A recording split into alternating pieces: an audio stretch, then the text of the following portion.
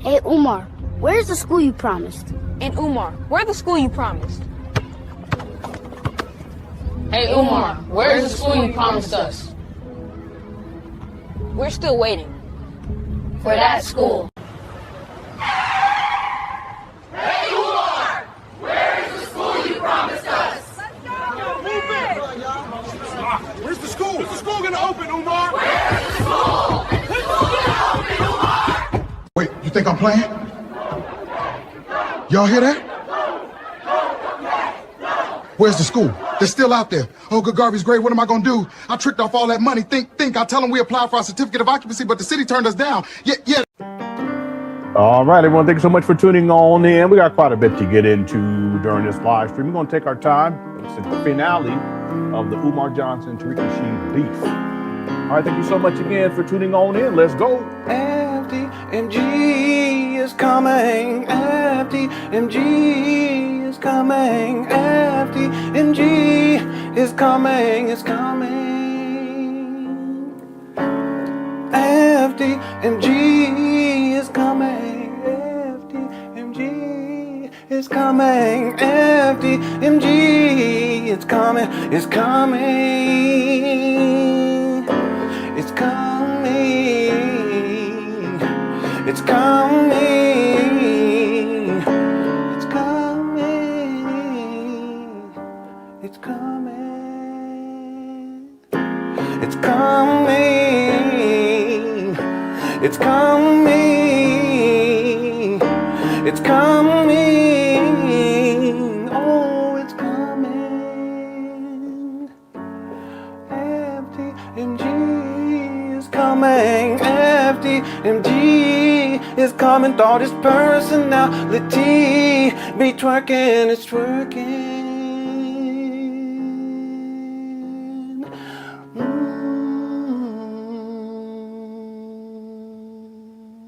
All right, whose birthday is it? If it's someone's, it's Goddess Noel's birthday. Okay, happy birthday to Goddess Noel.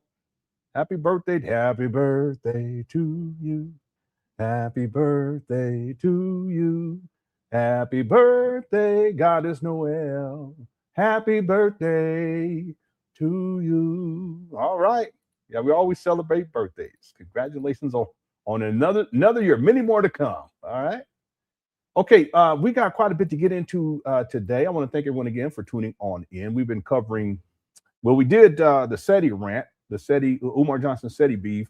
Then we started with the Tariq Nasheed Umar Johnson before the Umar Johnson's Tariq Nasheed beef. And this is part 4 of that particular beef. And this will be the finale because there's one last video.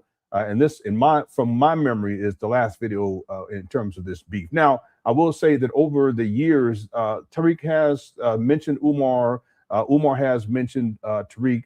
And so there's a little bit of back and forth here and there, but nothing really major. But this particular beef going back to the end of 2017 and going into early 2018 was significant. Okay, so that's going to be the plan for today. I will be live streaming tomorrow as well. And we're going to get caught up on the more recent Umar Johnson interviews. Okay, that'll be for tomorrow. Okay, let's get right on into it. TJ says, where's the damn school, Umar? Yeah, it's amazing.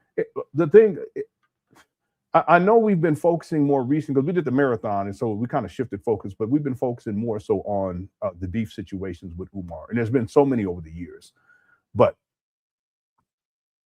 one of the things I noticed about when we go back to those older videos, during that time period, Umar was talking a lot about FDMG. For instance, during the SETI rant, when that took place, that was back in 2016. Okay, in 2016, he was talking about FDMG heavy. He was, going to different abandoned buildings, telling people that he's looking for a school here. He's looking for a school. I can pull up and show you guys what I mean. He would do live streams and he would talk about it because that was a huge moneymaker for Umar back then. Okay, and then the following year, when the Tariq Nasheed beef takes place, Umar's still talking about FDMG because this is the end of 2017, going into 2018. In 2019, he acquires the trap banners in Wilmington, Delaware. The point I want to make is that now in 2026, even after acquiring these abandoned buildings in 2019, Umar really doesn't talk all that much about FDMG. You guys notice that? When he goes on these podcasts, he doesn't talk much. He may mention, a problem that's taking place here or there, but he doesn't talk about FDMG like he used to. Let me give you a quick example. So The SETI beef was in 2016. So I'm gonna go into my 2016 folder.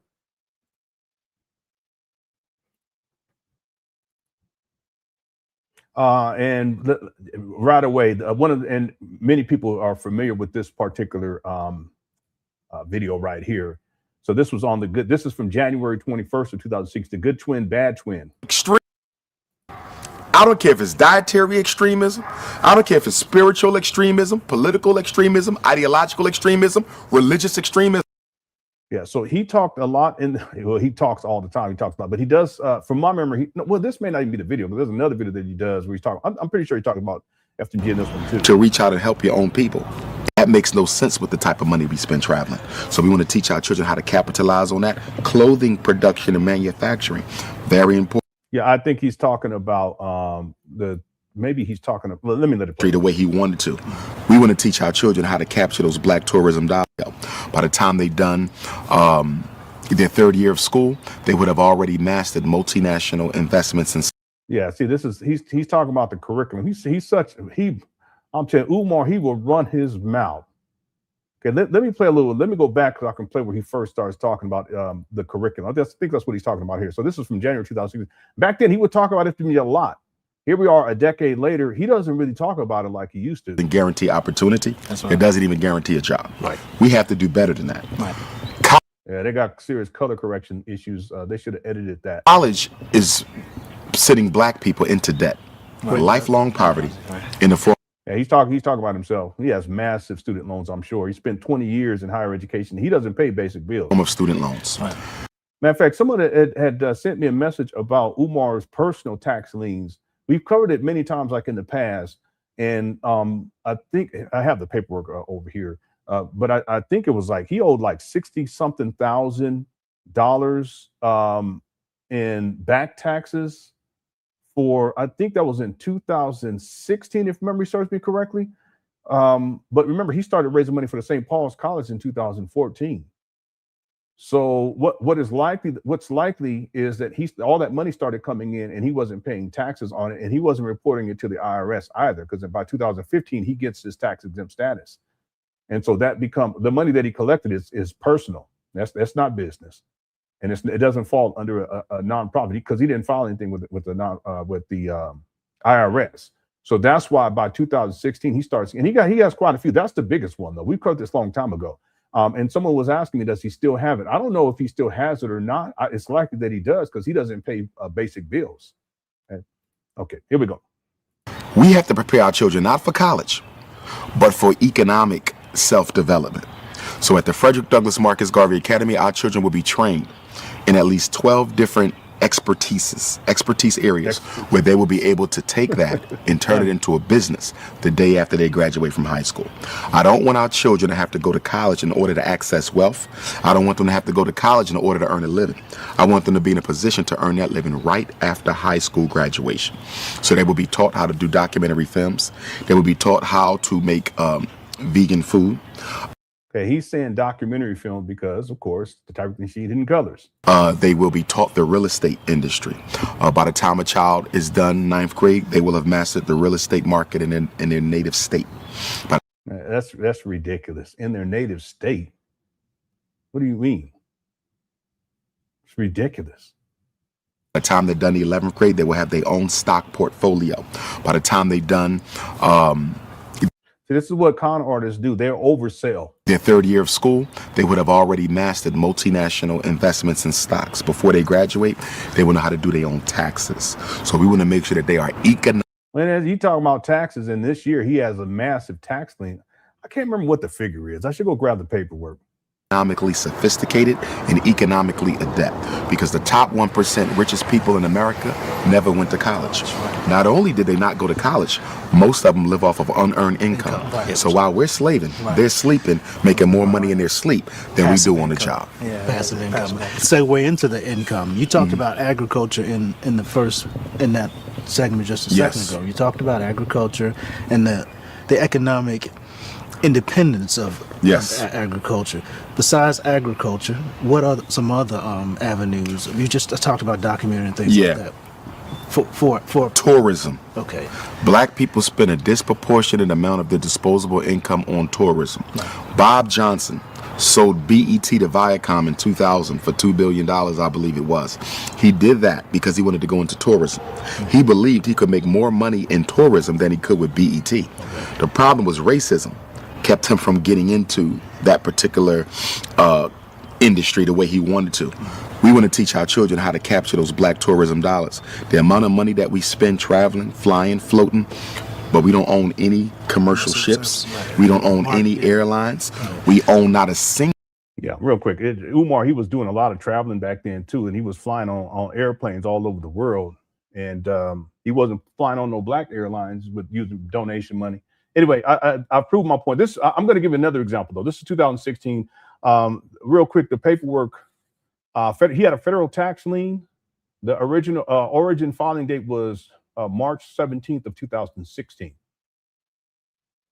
So it was like 2 months after he did this particular interview, and the amount was 41,000. Yeah, 41,000. I apologize, I had the figure wrong. $41,641. He had other filings too, liens and judgments. 2010, 2008. 2017, yeah, in 2017 he had another. He had a state tax lien of $4,073. 2017, a state tax lien in the amount of $4,367. Yeah, so he got 2 state tax liens. That's crazy. In the same year. Yeah, one was December 19th of 2017. The other one was May 23rd of 2017. And then he also had a state tax lien, another one for $1,430 in 2006. He don't pay basic bills. Outside of the 41,000 one, these ones, the amount for these other ones is negligible. 4,000, 4,000, 1,000, but he doesn't have no basic business. 1,000.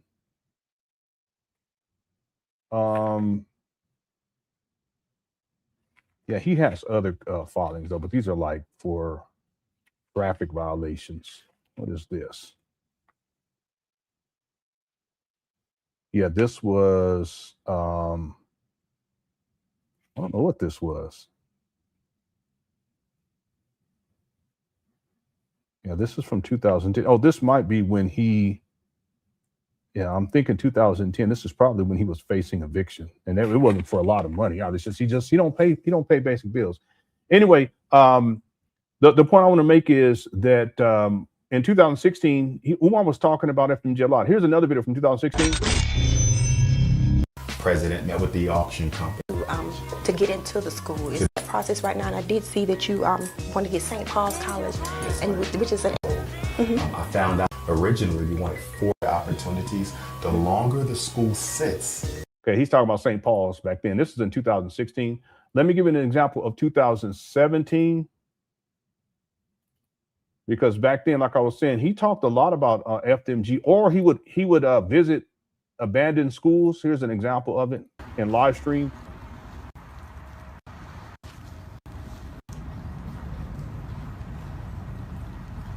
These days, he doesn't do stuff like this. Like he doesn't. Well, obviously, he has an abandoned building. What I'm saying is that he doesn't talk about FDMG all that much.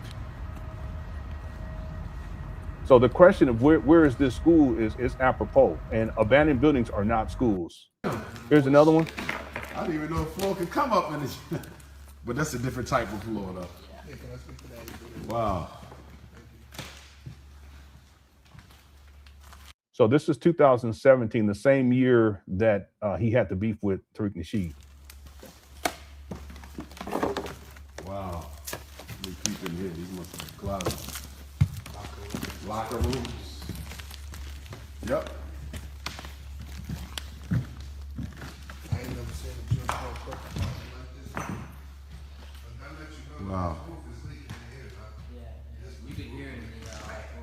It makes no sense to even look at an abandoned building like this. It makes absolutely no sense. The year prior, he stated that he was at $1 million. And then he stated by the beginning of 2017, he would be at $1 million. This video is from January 19th of 2017. Why would he be looking at a building in this deplorable condition when he's already raised $1 million? It makes no sense. Like I said, he could have just leased a small office space or a small building, $6,000, $7,000, $8,000, I don't know, $10,000 a month. But he's walking around looking at abandoned buildings that are in horrible condition. Again, the idea for Umar was to stretch this out as long as possible. Here we are 9 years later, and not one black child's been educated. Was it any He's a con man. in Higginbotham? There might be small ones, nothing major. Nothing major. I seen one white spot when we went in. Okay. Yeah, like I was telling him, you might need to do a little bit of repair on the roof. Right. But I walked through that building with somebody who was inspecting it structurally, and he said the roof was pretty good. He said it was pretty good. See, he said someone who inspected it structurally. Watch what Umar says. He said you wouldn't need to do a lot of work on it. Now let me ask you, that person there who checked it out structurally, what is he called? Like what? Okay, why wouldn't Umar know what a structural engineer is called when he stated in 2010 that the school was going to open in 2013 and that he was going to begin laying the groundwork for the Frederick Douglass Marcus Garvey Academy? He doesn't even know what a structural engineer is 7 years later. And people really think that he's serious about opening up school. He doesn't even know what he's doing. This video was from 2017, January 19, 2017, 2 years prior to acquiring these trap banners in Wilmington, Delaware, and he doesn't even know what a structural engineer is. This is his professional type. That is a what? You know what I mean? Like, yeah, no, I know everyone, I always just call them contractors. I got you. But I got you. I call that for an electrician, a plumber.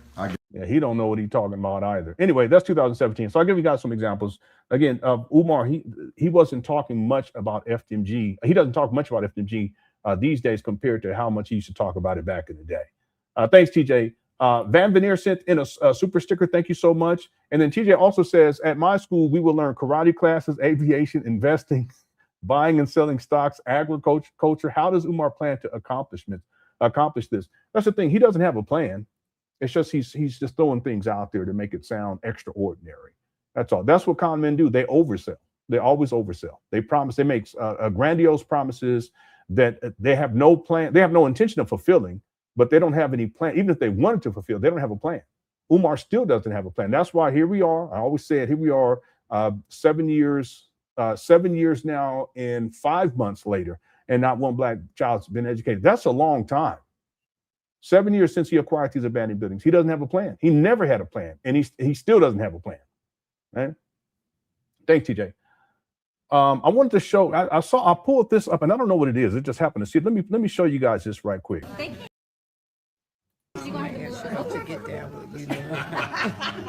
Yeah. Oh, so Umar, I think he was on some type of a show. Yeah, I don't know what the show is though, and I don't think I actually have video footage of the show. This is from 2017. We have. We are much up right now.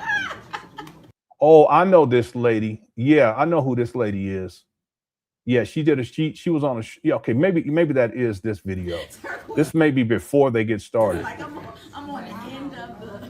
Yeah, I'm coming. So we have Dr. Umar Johnson, we have Sister Freedom, and we have the beautiful Miss Turquoise, who I just. Okay, no, I don't have this particular show. I have a show with that lady that was visible just a moment ago.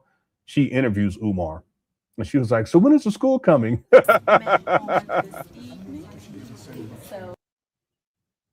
Yeah, this lady right here, because I recognize her. What is this guy doing? That's right. Go ahead, do it again. One more time. I thought that was Umar. Okay, all right, let's get going here.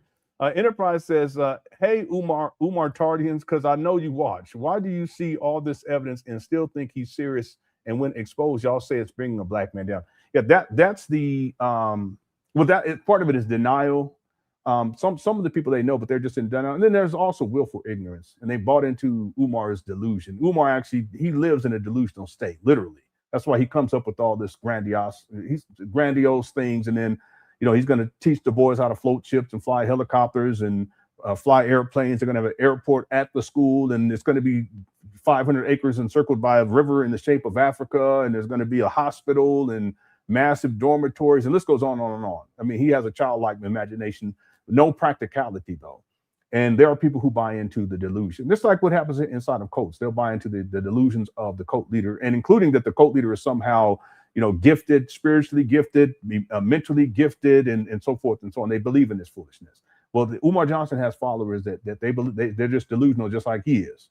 It's called shared delusion. But then there are those, no matter how much evidence is there, they may recognize that there are issues, but they just go in denial and then they defend Umar. And one of the main excuses that they've used over the years is you're trying to bring a black man down. In fact, we put together a list of the top 10 excuses. We did this years ago. The top 10 excuses made by Umar Johnson followers. Let me see if it populates here. Yeah, here it is.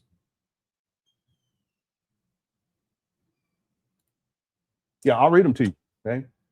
So number one, you didn't donate. So if you didn't donate, you don't have a right to criticize.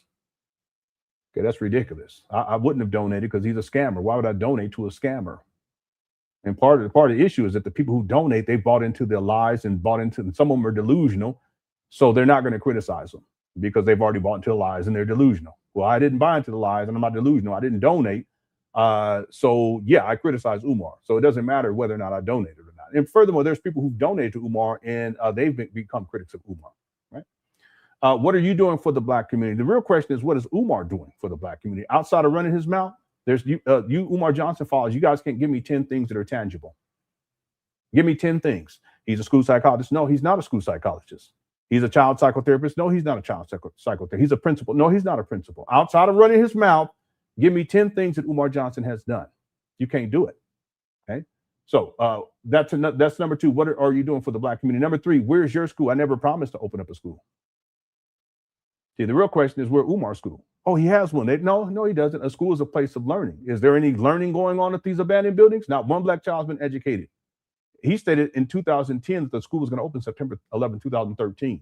We're in July. It's July 8th, 2026, and not one black child has been educated. So you can't call it a school because a school is a place of learning. And Umar hasn't taught anything up at these trap bandos. So he doesn't have a school. See, a lot of this stuff is deflection. Where's your school? No, where's Umar's school? Number four, name calling. Okay, they get this from Umar. They'll call people racial epithets and so forth and so on. Okay, that's a major thing that you'll see.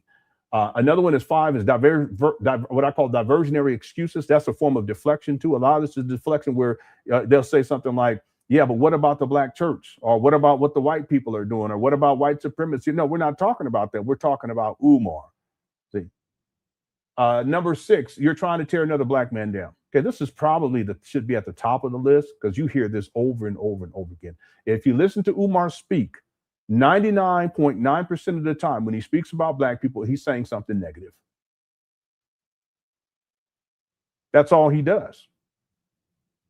When was the last time you heard Umar do a talk and he's giving props to black people for the whole video? You're not going to find it. But I can pull up many videos, and I've done the research where Umar, for the whole video, he's disparaging black people. Okay? So you're trying to tear another black man down. You hear this all the time. Ain't nobody trying to tear Umar down. He tears himself down. Okay. Number 7, black people spend money on alcohol, weave, expensive shoes. That's them repeating verbatim what Umar Johnson, the cult leader, says. That's all that is. He doesn't have enough money to build a school. No, he's had plenty of money. He's raised upwards to he should be around $3 million by now. So that's not an answer.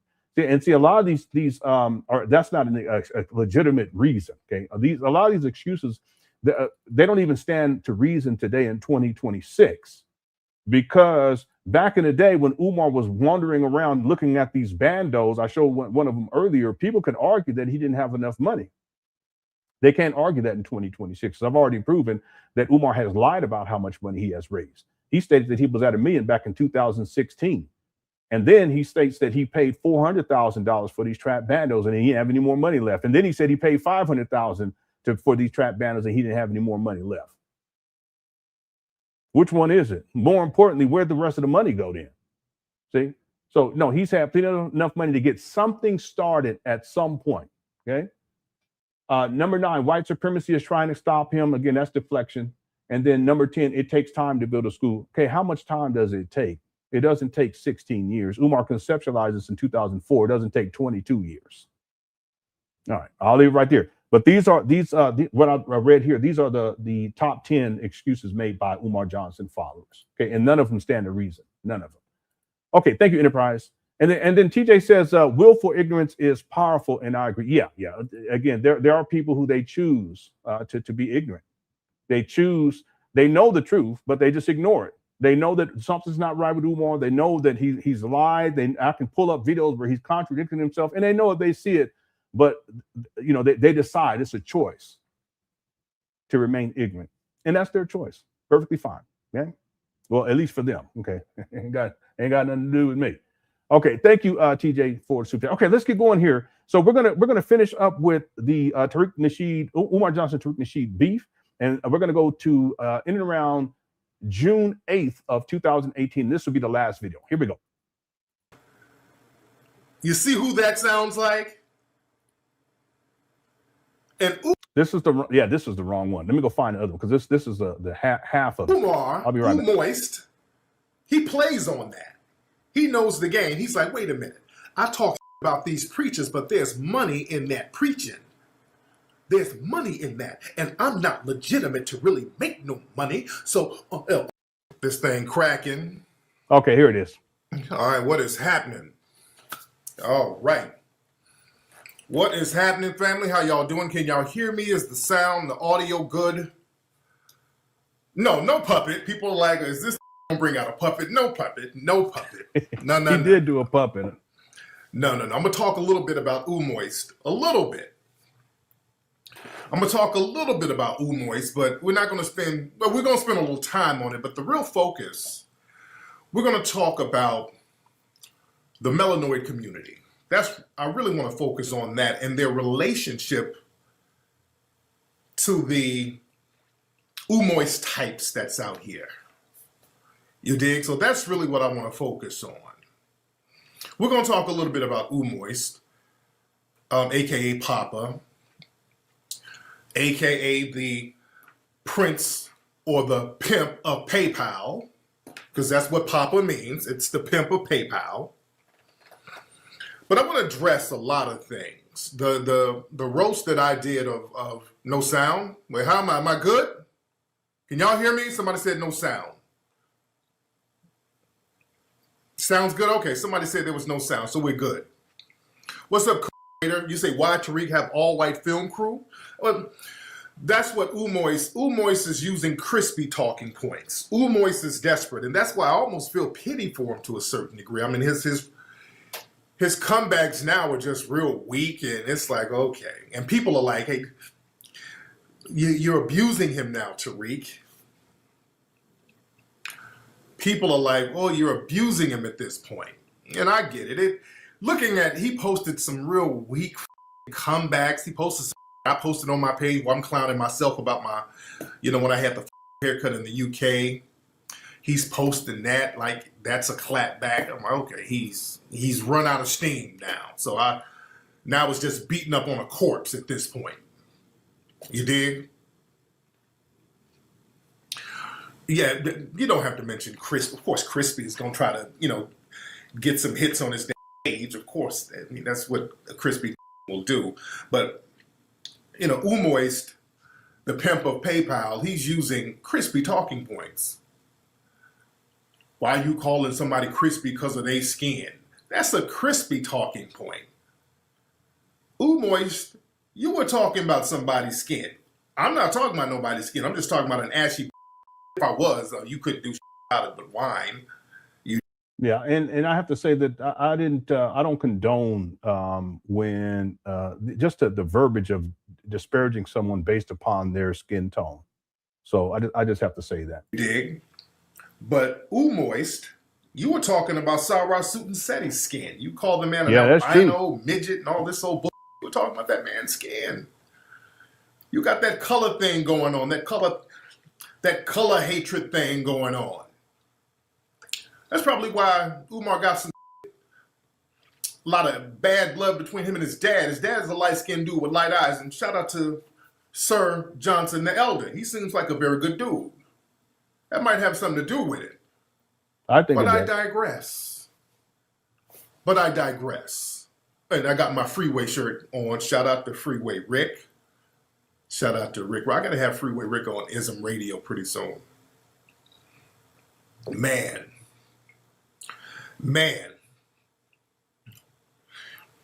But that whole talking point, you hired white people to work for you.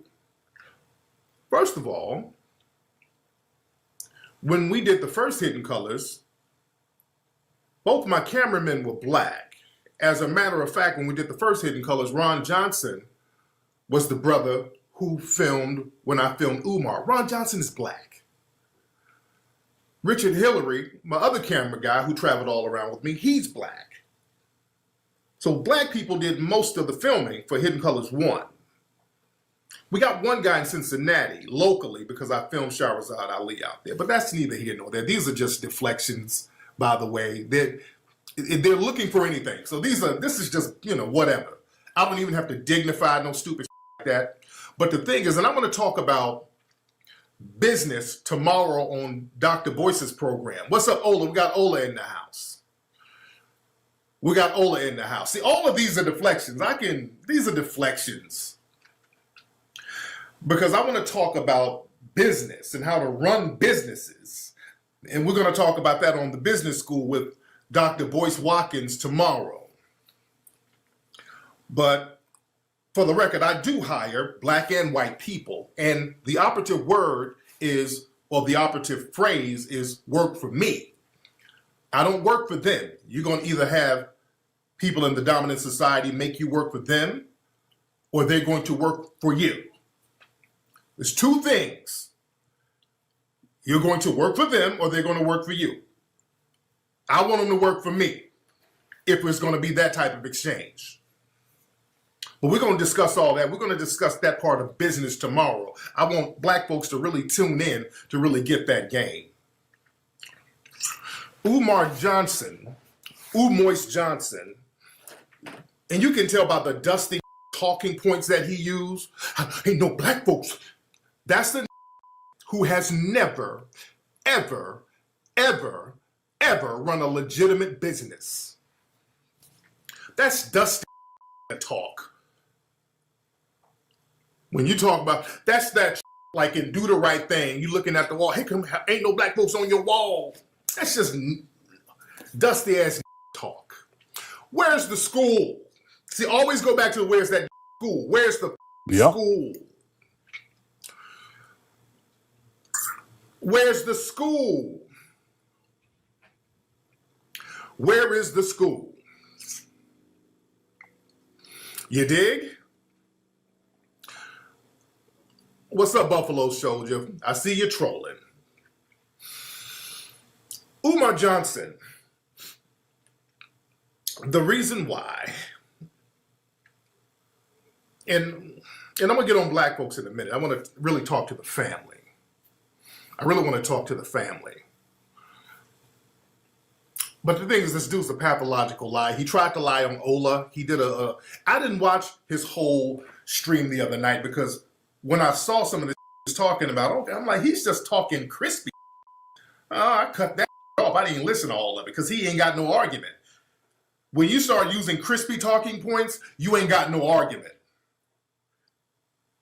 Well, you wrote a book about pimping. The minute somebody says Tariq wrote a book about pimping, they ain't got no argument right there. Right there, you about to hear a whole bunch of straw man bull. If you hear somebody say he wrote books about pimping and macking, that means they got no argument. They got nothing. So they just building up some straw man bull right there. My dude's a pathological liar. I'm not going to sit up and just keep debunking every lie this says. I'm a descendant of Frederick Douglass. I'm a descendant of Florida Evans. I'm a descendant of Gladys Knight. I'm a descendant of Ronald McDonald. All right. I always have to say it. Umar is not related to Frederick Douglass. He's not a descendant. His daddy took a DNA test and it came back that they're not related at all. The Pimple PayPal. Yeah. I'm taking that. Yeah. People have said a lot of different types, but the Pimple PayPal one sticks. Okay. For sure. That's the only one that he had that he still uses that he had early on that he still uses. Because he had CashApp that got shut down for fraud. He had Plum Fund that got shut down. I found that receipt the other day too. I have a screenshot of it. Plum Fund got shut down because of fraud. His GoFundMe got shut down because of fraud.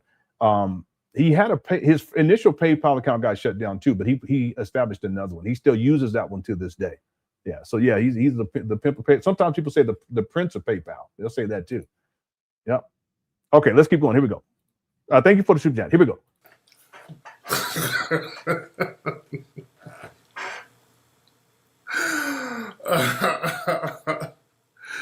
But Umoy said his whole thing now.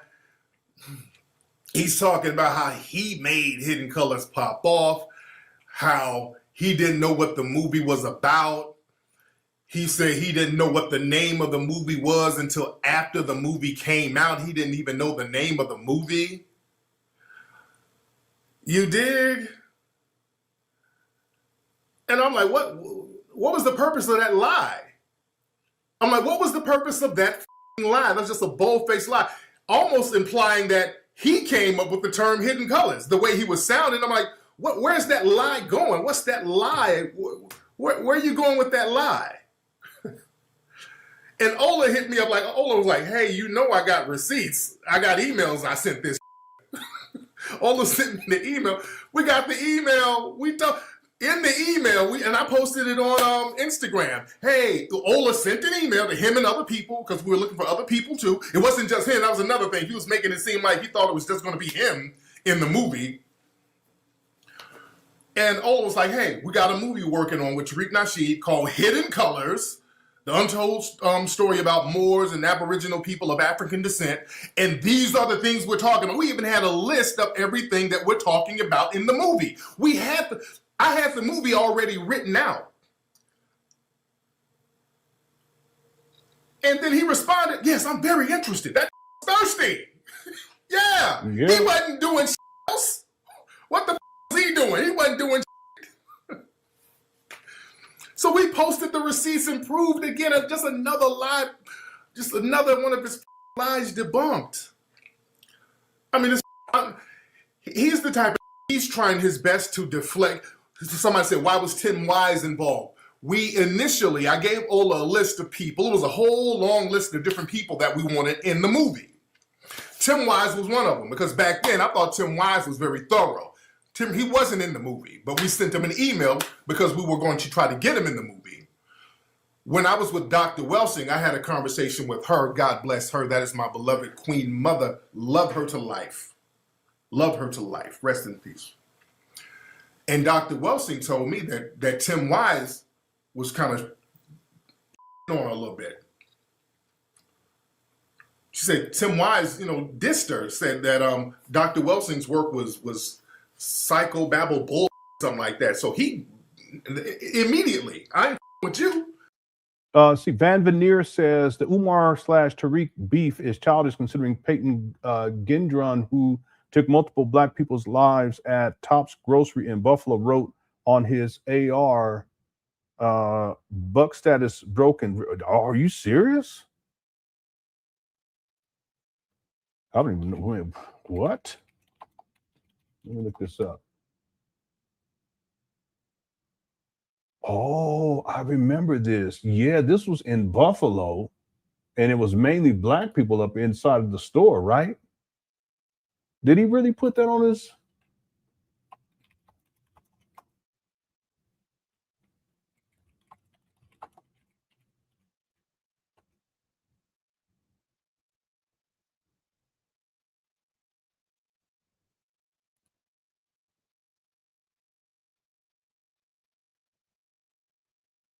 Yeah, from what it says here, there were racial slurs. Another one was, here's your reparations. His name, I don't see that on here though. I do not see that. Does anyone know about that? Let me try something else.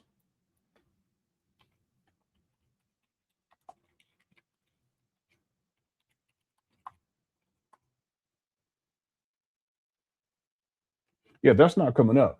Oh no, there it is. Yeah, here it is right here. It was written. There was different things written on there, but one of the things was Buck status broken. Yep. So I think what you're saying is that's related to one of Tariq Nasheed's movies, which was called. Well, this took place though. Let's do the timeline. This took place in 2022.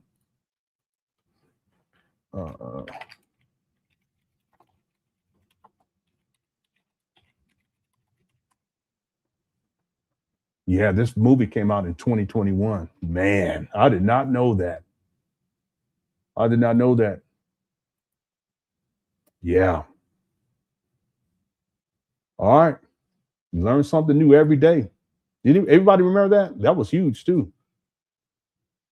It was a white guy. It was in Buffalo, and I thought it was like a grocery store or something, and it was like a mass shooting type of situation. It's horrible. Okay, let's keep going. Thank you for the super chat. Here we go. Yeah, someone said that the term precedes Tariq. That's possible. No, it does. It does. But I'm wondering if the shooter actually heard that from Tariq though. Yeah. Let's keep going. That's cool. When she told me that, no, that's it. Yeah, when Dr. Welsing told me that, it don't know. If you disrespect one of the elders like that. Yeah. I don't know if there's a connection. I mean, what they could have done, I don't know if they did this, that when they investigated him, they could just check his digital fingerprint, and just look up his search history. Because even if you erase it from your browser, your ISP still has all the information. That's something that a lot of people don't know about the internet. So you can erase everything. You can destroy your computer, erase your browser history and all that stuff, but your ISP still has your search history because everything has to go through your ISP. I mean, it goes out into the internet, but it has to go through your ISP in the first place. So they would need to investigate that and see if he has a search history or he's watched Tariq videos or what have you. Yeah, it's fascinating. Yeah. So, but I'm not saying that there is a connection. We don't know that. And I don't know if that was stated in the investigation or not. Okay. All right, let's keep going. Here we go. Nah, you gotta go. So yeah, we didn't like that, man. But now Umar's he's talking, he's desperate for a talking point. Now he's talking about we plagiarized Hidden Colors from him. Said we interviewed him and then plagiarized the shit. I mean, this is desperate for, this is a who sound like he's on crack. He's talking about release the footage. I ain't about to start jumping through hoops for your lies. Get the out of here. About to release my footage that I own because of some stupid lies you talking about. Umois, what did we plagiarize from you? Just ask them that. I ain't about to upload no 3 hours of footage and out of here. What did we plagiarize? Nothing. This is a straw man. Where's the school? After you ask them that, ask them where's the school. See, all of this is to get you away from where's that school that's non-existent, that's never going to get built. You understand? Yeah, it's amazing. This video's from 2017, and there's still no black child's been educated. That's what it all boils down to. Well, let me see what's going on in my chat room. Hold on. Chat room is a little janky. Hold on. There we go. There we go. But yeah, but I didn't have Tim Wise in the movie. I didn't work with Tim Wise, but that's neither here nor there. But and look, you guys, some of my diehard long-term listeners, you guys were right here when I talked about the movie. I talked about Hidden Colors, what it was going to be about. We sat here, right here, came up with the name right here on Ustream. back in 2010. If you guys listen to me back then, I sat here and told people what the movie was going to be about. To do a documentary, you have to write everything out. You have to write it out like a book, and everybody is asked the same questions. And I already know the answer. That's how documentaries work. You don't do a documentary where you don't know what the is about. You know what it's about. You already know the answers, and you get people to articulate the answers you know in a unique way. That's how documentaries are made. But not according to Moist Papa, Bumpy Johnson. he said, Moist Papa. What in the world? Truck Talk says, I'm a descendant of Meshach Shadrach, or Meshach Shadrach, I think, and Abednego. Isn't it Meshach? Meshach, Shadrach, and Abednego. Why do you say?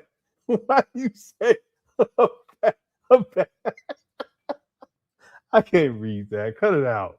Where's my book of Daniel Africans? What in the world? Oh man, that's crazy. I was always fascinated by those names, Meshach, Shadrach, and Abednego. When I was a kid, I was like, "Well, that's interesting." You know, what if you had somebody named Meshach, Shadrach, and Abednego? Okay, thanks, Truck Talk. That's hilarious. All right, because it kind of rhymes: Meshach, Shadrach, Abednego. All right.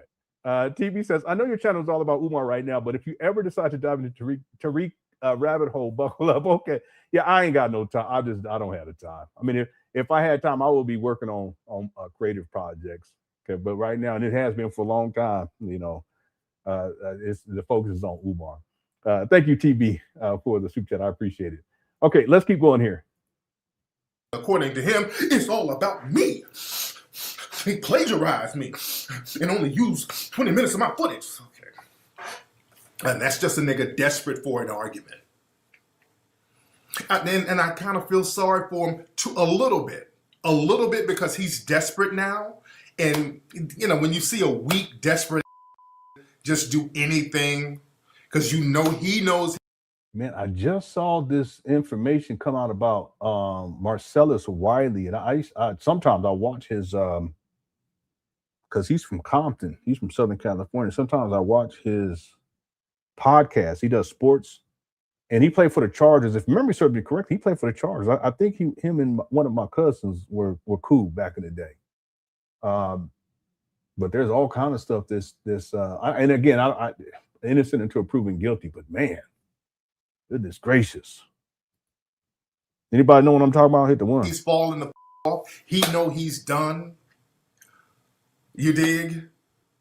Yeah, I know. It's always something. Yeah, he played for the Buffalo Bills. I thought he played for the Chargers, though. That's when he was big time, from what I remember, because I'm from San Diego, and the Chargers used to be in San Diego back in the day. But one is said his wife is claiming essay and abuse in her divorce filing, so it looks like she's trying to divorce him.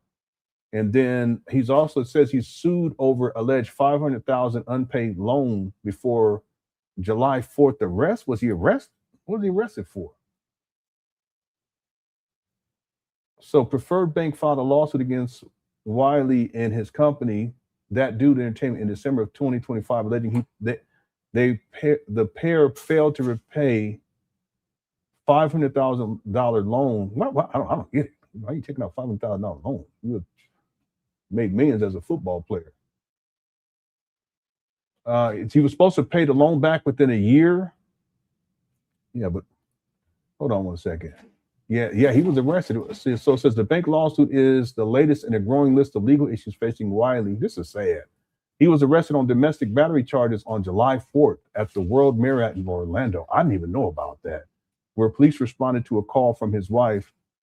I'm not going to say her, Anna Marie, who appeared on The Real Housewives of Beverly Hills, saying she was afraid of him and that he had threatened to. Oh my goodness. She also told officers that Wiley had poked her in the cheek the previous morning and that he had an unreported history of physical violence towards her. Wiley was held overnight before posting a $1,000 bond. The following evening, he has denied the allegations and suggested Anne-Marie filed a police report because of her plans to file for divorce. Oh, man. Okay. Yeah, well, innocent until proven guilty. We'll see what comes out of all of this. It's just I've watched his podcast from time to time because he talks sports, and I remember he played. I thought he played for the Chargers.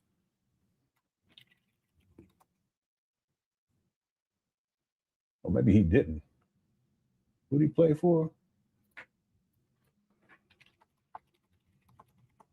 I thought it was Chargers. Yeah, Chargers, 2001, 2003. But he played for the Bills. He also played for the Dallas Cowboys and Jacksonville Jaguars. He played for 10 seasons. All right. Let's see. Van Verie says, I mistook your comment. Oh, okay. Something happened in the chat room. I hope everybody's okay. Okay, that happens sometimes. Okay, as long as everybody patch it all up, we good to go. Thank you for the super chat. Everyone else for the super chats. And then YouTube says, Snoop Umar be like, Sister Lenizzle, come fingizzle the bizzle. What in the world are you talking about? Sister Lenizzle, come for jizzle the bizzle so I can take it easy. Shit. All right. What in the world? What's up, Black Wolf? All right, let's move on. Thank you for that's crazy. It's true though. No, I'm just playing. Let's keep going. Here we go. But no. You dig? Oh, we had the receipts. Yeah, and a lot of y'all are disappointed by him. I get it. I get that.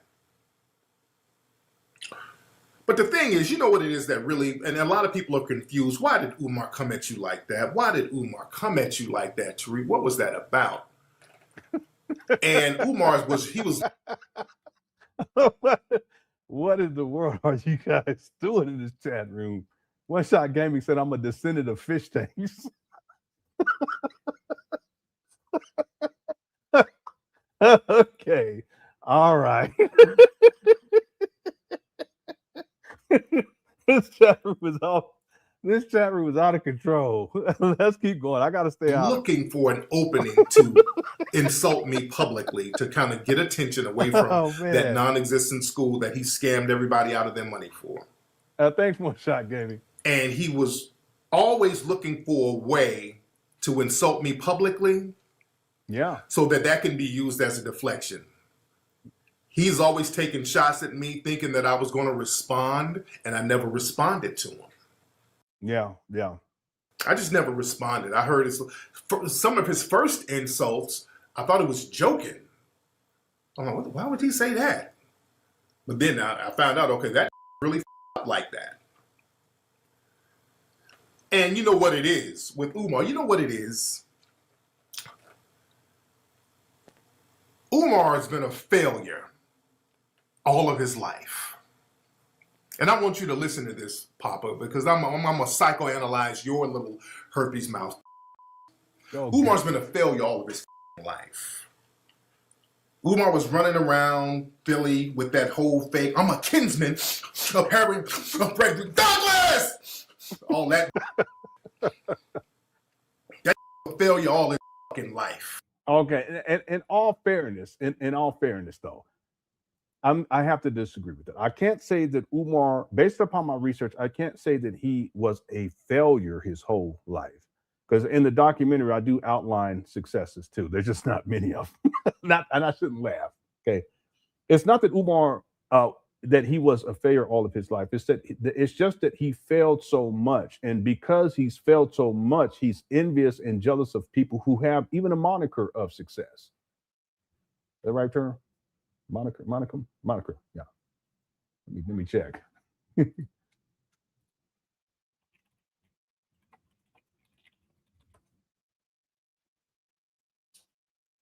Yeah, it's modicum. My apologies. A modicum of success. I had to think about it. So, for instance, Umar, I consider it to be success for him to get his double major. He says it's 2 degrees, it's 1 degree. It's a level of success for him to get his first master's, his second master's, his third master's, and then his PsyD in 2012. That's success. It's just that in a practical sense, Umar has had very little success in life. Okay, he has certain achievements, but in the real world, he's failed so much. Okay, we can put together a list of things, including FDMG grand opening dates. Each time he says a grand opening date and it doesn't happen, that's failure, failure. All the things he promised that he was going to do at the school, with these boys and girls initially, that's all failures.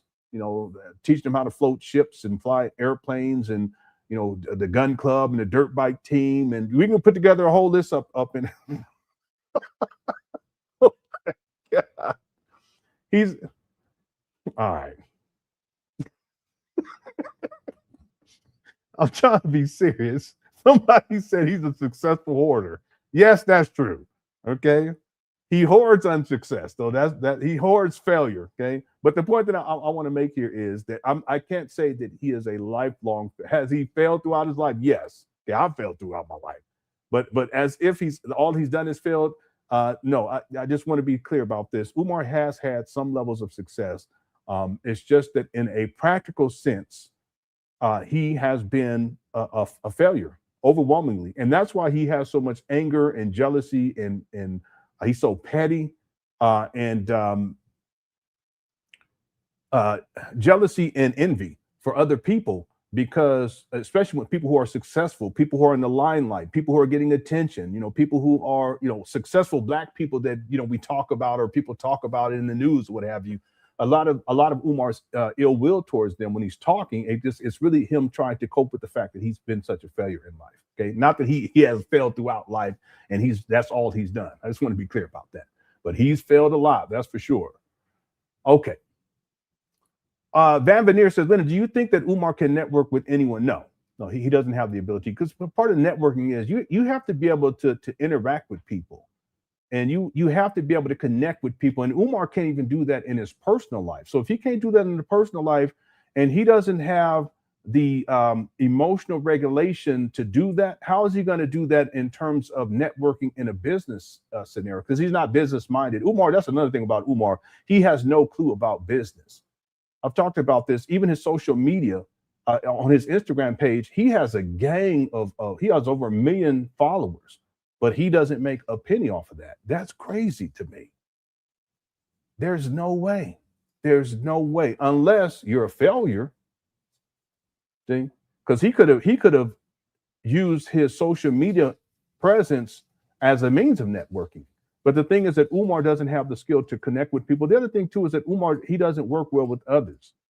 Right? He's belligerent. He's insatiable. He's a megalomaniac. He has to have all of the attention, all the power, and all the control. And part of the network is you kind of got to give and take and see how you can work well with other people. Umar doesn't work with other people. He doesn't work well.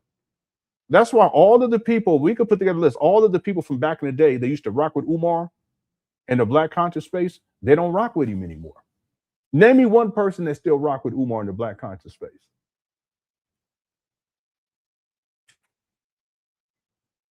I can't think of one person.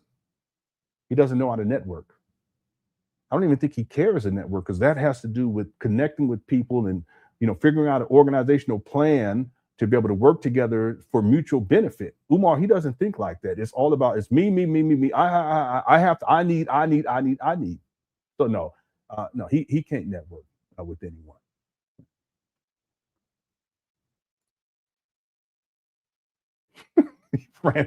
Francis, but I don't consider Francis to be part of Black consciousness, to be honest. Well, by Father David, yeah, that's true. Father David, we can put that in there. So I stand corrected, Ricky. We can put Father David in there. We can consider him to be part of the Black conscious space. But Father David, he only have Umar on to try to get views. The last time, we're gonna get this tomorrow. The last interview that Umar did, there was only 7 people watching on social media, on Facebook, to the live. It was 7 people. Charlotte, yeah, but Charlemagne, I don't consider Charlemagne to be a part of the Black conscious space. Yeah, Sharon, she's still, but I don't consider her to be part of Black conscious space either. She fakes it. Yeah. Umar is just a way for her to get things. That's all that is. But yeah, I stand corrected. We could put Father David in there. We can put Father David in there, right? But outside of that, I can't really think of anybody else. Yeah, allegedly, okay, because I never verified that he actually paid for that art gallery. So I got to go with verified receipts. Okay, somebody said Derek set the plug. Yeah, he'll network with the plug though. He does that quite often. Okay. Thank you, Van Veneer. Let's see. Be highly opinionated says, Lenon, stop it. Umar has no job, lives with his mom, doesn't take care of his kids, has no wife. This is all true. Is a liar and a scammer. Dude is an absolute failure. All right. I see your point.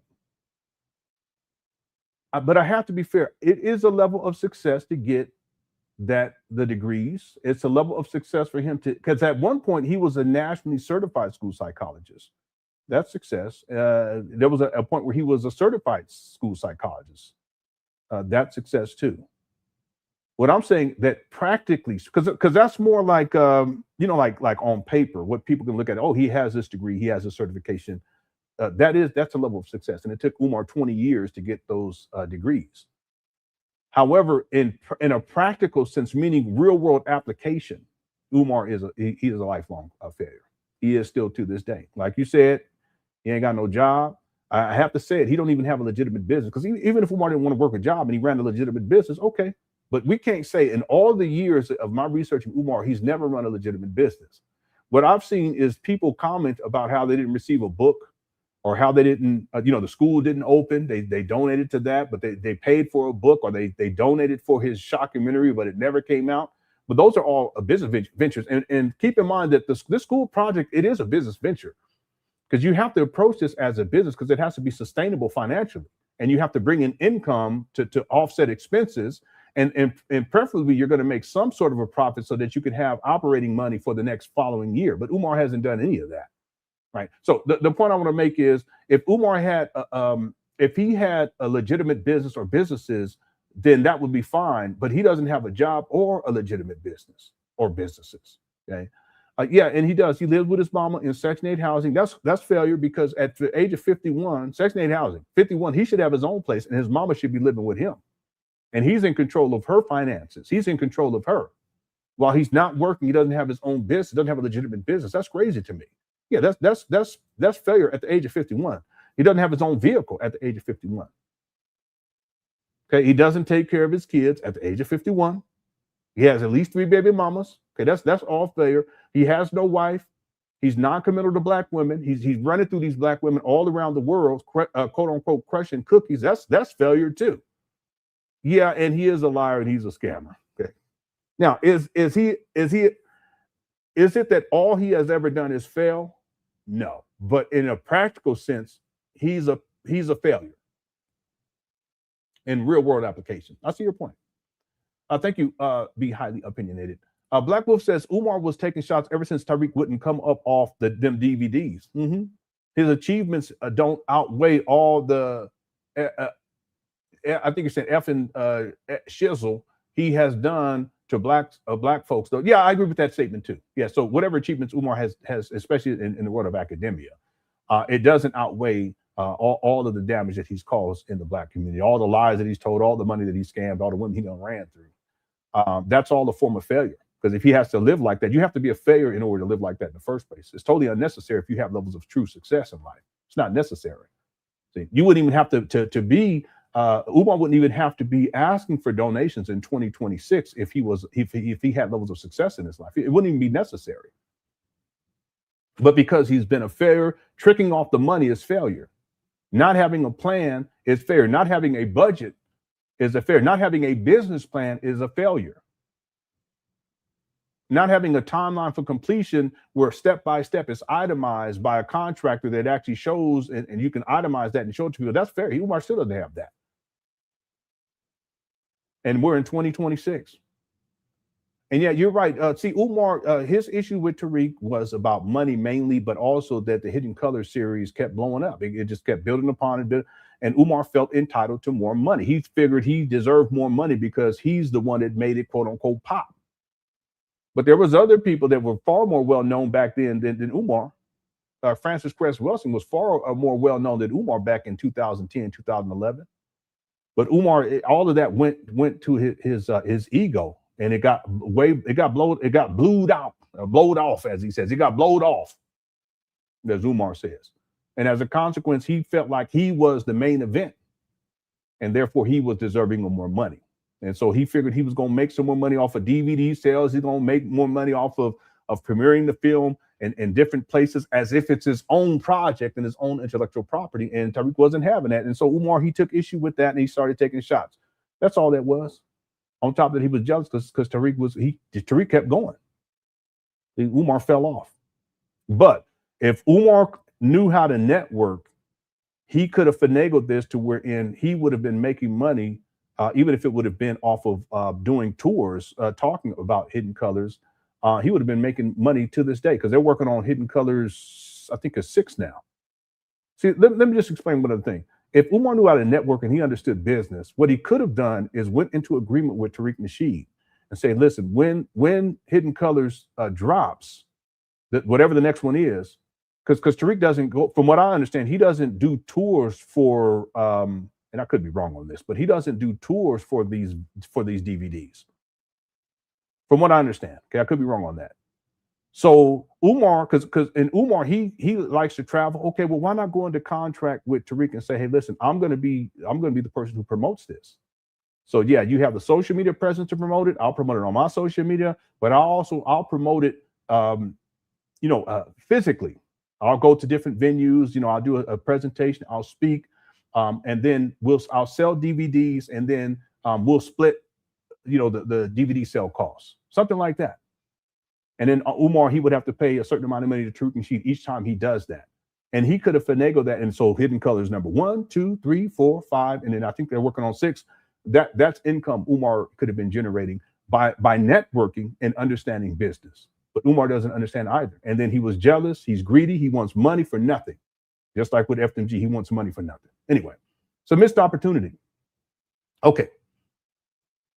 Did I get all the super chats?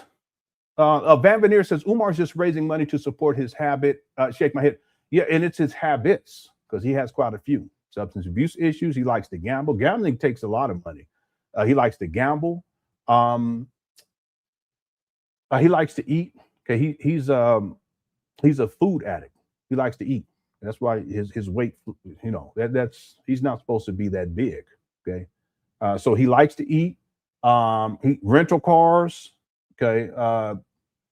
He likes he likes dealing with women because it all adds up, and the whole host. He likes to shop.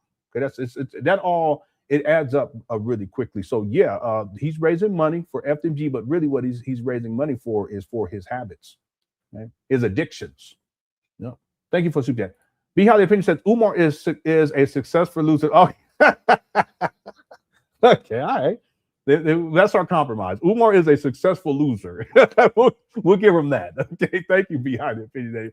TJ says, Father David, he has 2 subscribers, himself and Umar. I know. Yeah, his platform, it's what I call a social media desert. Like literally, when he had Umar on the Facebook page, there was like 6 or 7 people listening live.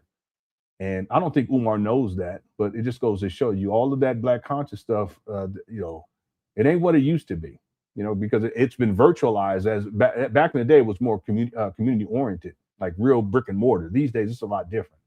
Now, I don't know what what kind of numbers Father David is doing on the radio, because I think that's actually a radio show that goes out and broadcasts. I don't know. That's what I think, or at least it was that, but I think it still is that. But in terms of the Facebook presence, there wasn't nobody up in there.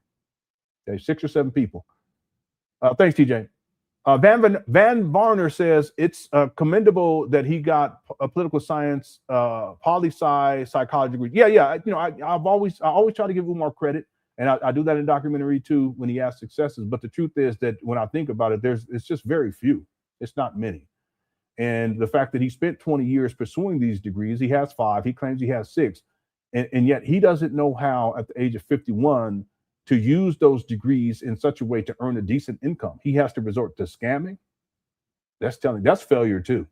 That's failure too, right? Thank you, Van Varner. U2-5 says networking.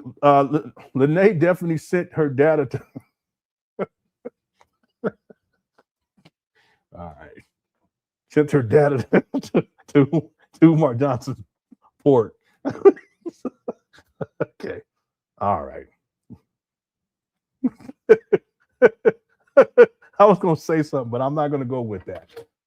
I was going to say something about the let me stop. All right. I'm just going to leave that right there. Thank you, User 225. Be highly offended. Yeah, Lenon, but he's not even using those degrees. Yeah, this is true too. That's true too. That's what I was just kind of referencing just now. He should have been able to figure out a way. See, Umar, he could have. He doesn't even have to be. He could have just did it as a business. If he could have legitimately. Well, he has a bachelor's in political science. So, yeah, I mean, the thing is that he could have used social media and presented himself as a political science commentator, right? And then also as a school psychologist, motivational speaker, something to that effect. He could have branded himself that way and had two separate channels, let's say on YouTube, and then had a Facebook page for each one of those channels and an Instagram page for each one of those channels and so forth and so on, right? So he's scaling it and then specifically talk political science on one hand. And then on the other hand, he can talk all this stuff about school psychology and miseducation, but more as an inspirational thing, you know, to offer children encouragement, parents encouragement. Oh, you be more positive. We're so negative about shit. But he could have marketed himself that way earlier on, and he would have been making crazy money on social media. And then he could have finagled that into, okay, if you want to have a consultation with me, you can do so, and that would be on his main website, and the people would pay a fee and meet with him, as opposed to him getting online doing these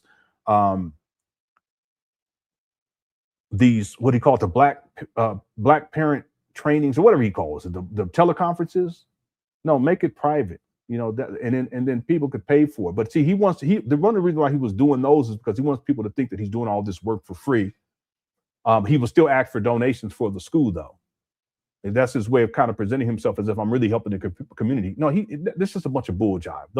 That stuff was so ridiculous. But he could have approached it professionally using those degrees, you know. But that's not what he did. That's not what he did.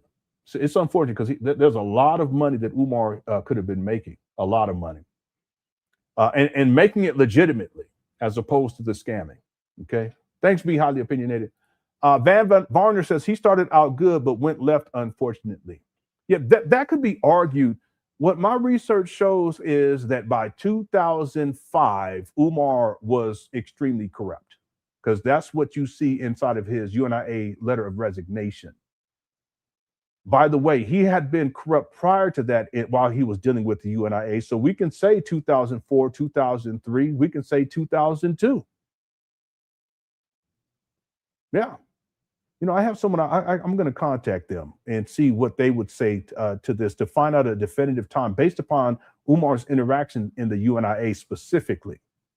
All right. I don't have any evidence of Umar being corrupt in college, but I do have evidence that in terms of his interactions with his baby mama during that time period, that he was corrupt. I can say that. So let me go look at this real quick. Let me pull up my timeline here.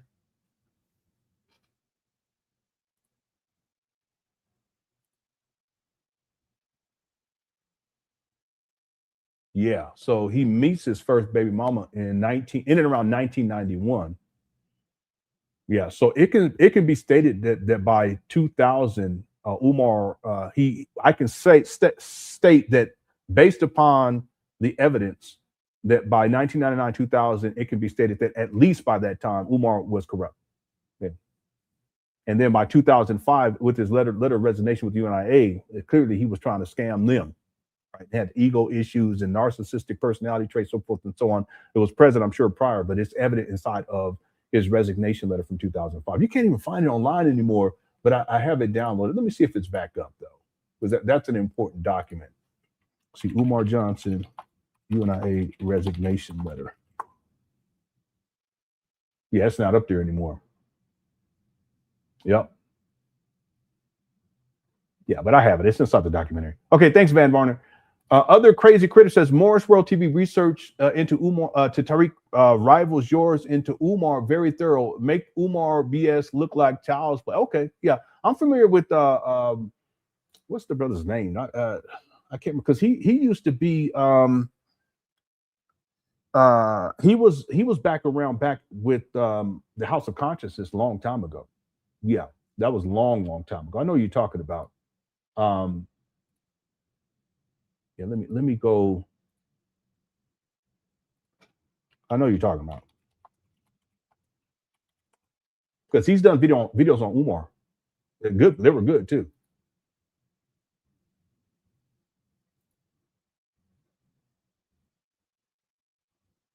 Yeah, Taharka Bey. That's his name. Taharka Bey. Yep. Yeah, he's done some really good videos on Umar. And he's doing good too. I'm looking at his YouTube page. He has some really good, the thumbnails look good, really good.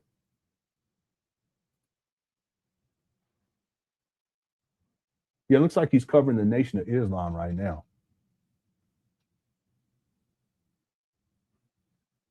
Yeah, I see a Tariq video right there from about a month ago.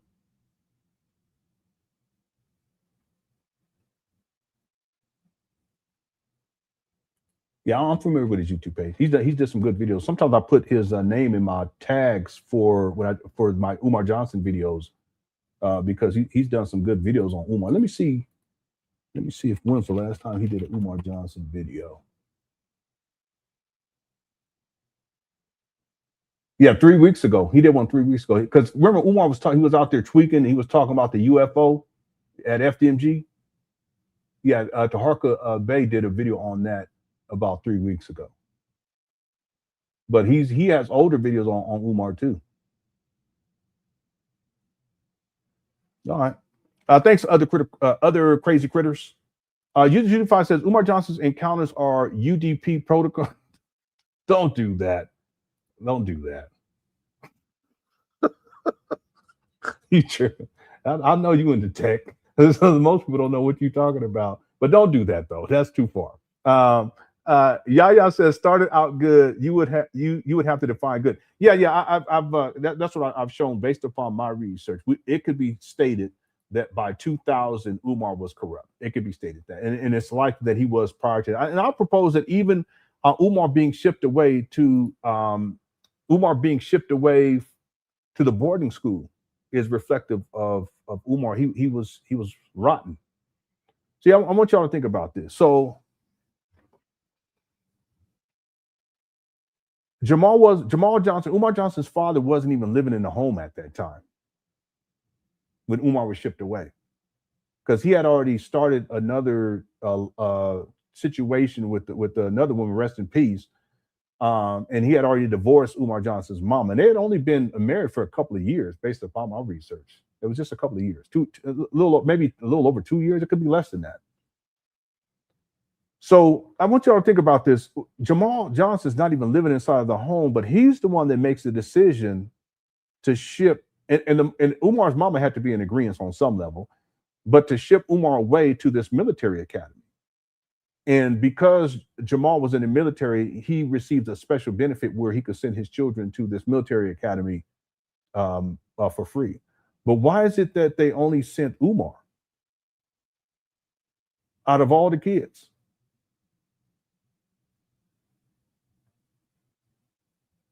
What my research shows is that Jamal had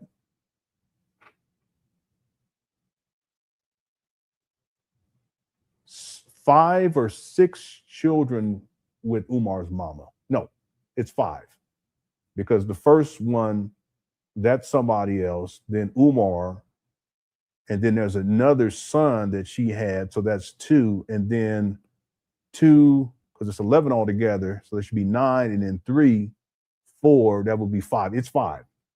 So why would, out of all them kids, why would they only send Umar to this military academy? It's a boarding school. Get him out of the house. So there was other stuff going on. It had to have been. So who knows how long Umar has been a problem? And there are children, they're born and they have issues. They could be a sociopath or in some cases, I guess, a psychopath. and they're just born, they're wired a certain type of way. And it's possible that Umar was like that, and he's still like that today.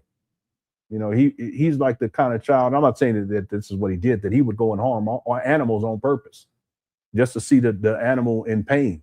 Because he the way he talks with the sadism as an adult, it's reflective of someone. Your mentality has to be twisted to be talking like that. So who knows how bad Umar was back even in his childhood. Okay, but I'm gonna go with the in and around 2000 because that's what I have. That's where he meets his first baby mama, and based upon what his daughter stated, and she alleged the nature of Umar's relationship with her mother. I would say that at least by then Umar was a problem. I would also say that he was predatory by that time too. Okay. All right. Thanks, y'all. YouTube Five says Umar Johnson is a Manchurian candidate activated via bookies. Yeah, I don't think Umar is a Manchurian candidate, and I don't think he's like an agent either, because he's too he's not controllable. You have to be able to control someone on that level so that they can be an agent or even a Manchurian. He's not.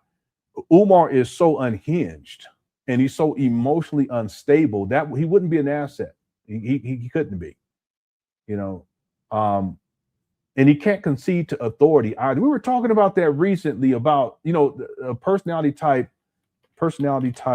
that cannot concede to authority. I think it was oppositional defiant disorder. Yeah, oppositional defiant disorder. I think that's part of Umar. That he's opposition, and you can even see that how he is online. Like sometimes he'll make statements just to be in opposition. But it gets people's attention. Yeah. So I think Umar. I don't think that he would function as an asset because he's just out of control. He can't even control himself. So how's anyone else going to control him? Okay. Thanks, YouTube Divide. Amina says, imagine having so few positive qualities to say about a person. My blood boils when I think about how he treats his mom. He is certainly a sadist. Yeah. Yeah, I haven't thought about it, Amina, on that level, but based upon what has been revealed, and it's not just with Lene last year, there's a young lady that came out this year who took, and there's I'm telling you, there's other women out there that's taking care of Umar's mama over the years, because I think he stated he started taking care of her in 2017, if memory serves me correctly. Don't quote me on that. I have it in my notes. Yeah, I thought he said 2017. So that we're talking in and around 8 or 9 years now. Well, that's a significant amount of time. And you know, notice when Umar was traveling all over the place, he doesn't do it as much now, but who's taking care of the mama? Well, he has had a lot of women, randoms, come through to take care of his mama. And based upon what Lene said, and then also what the young lady said, yeah, the mama is not in a good situation. And there was one thing that they brought up was the bed sores. That's a serious problem, and it's painful. So for Umar to allow her to be in that state, it could be an aspect of sadism, not necessarily that he enjoys that, but that it doesn't register. Her suffering doesn't register with him, and that's consistent with narcissists. Like they're sociopaths. They don't care about other people's feelings. It just doesn't even register to them. You know, they can see someone who's like really crying and they won't react. It's like, okay, whatever, because it doesn't register. We're another normal human being, we would be like, okay, what's wrong? See how my face just did like that? What's wrong? You know, what's going on? Can I help? Umar, he wouldn't do that. So, and that's clear even with his own mama. So that may be part of the sadism too, because sometimes people associate sadism with some sort of a sexual thing. It doesn't have to be that. It could be just someone who the pain and suffering of other people, it doesn't register with them as a problem. And then some of them take it to the extreme wherein not only is it not a problem, they actually enjoy it. See? Yeah, and it's sad. It's truly sad. I mean, last year, it was huge last year. Okay? It was really, really huge last year. And Umar, clearly he doesn't care about his mama. His mama is like a token. It's like a trophy that he holds. You know, she's a possession. He's a hoarder, so she's a possession. Nothing more. Yeah, it is sad. Thanks, Amina. User 225 says, control. Lene had Umar Johnson wrapped around her finger. Okay. All right. Control.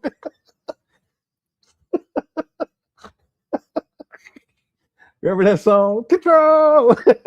I'm just playing. Let's move on. I shouldn't be going along with this.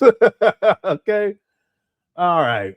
Latoya says when children don't bond with their mother or parents properly or experience trauma when very young, they tend to be void of feelings from my assessment. Yeah, that can definitely happen.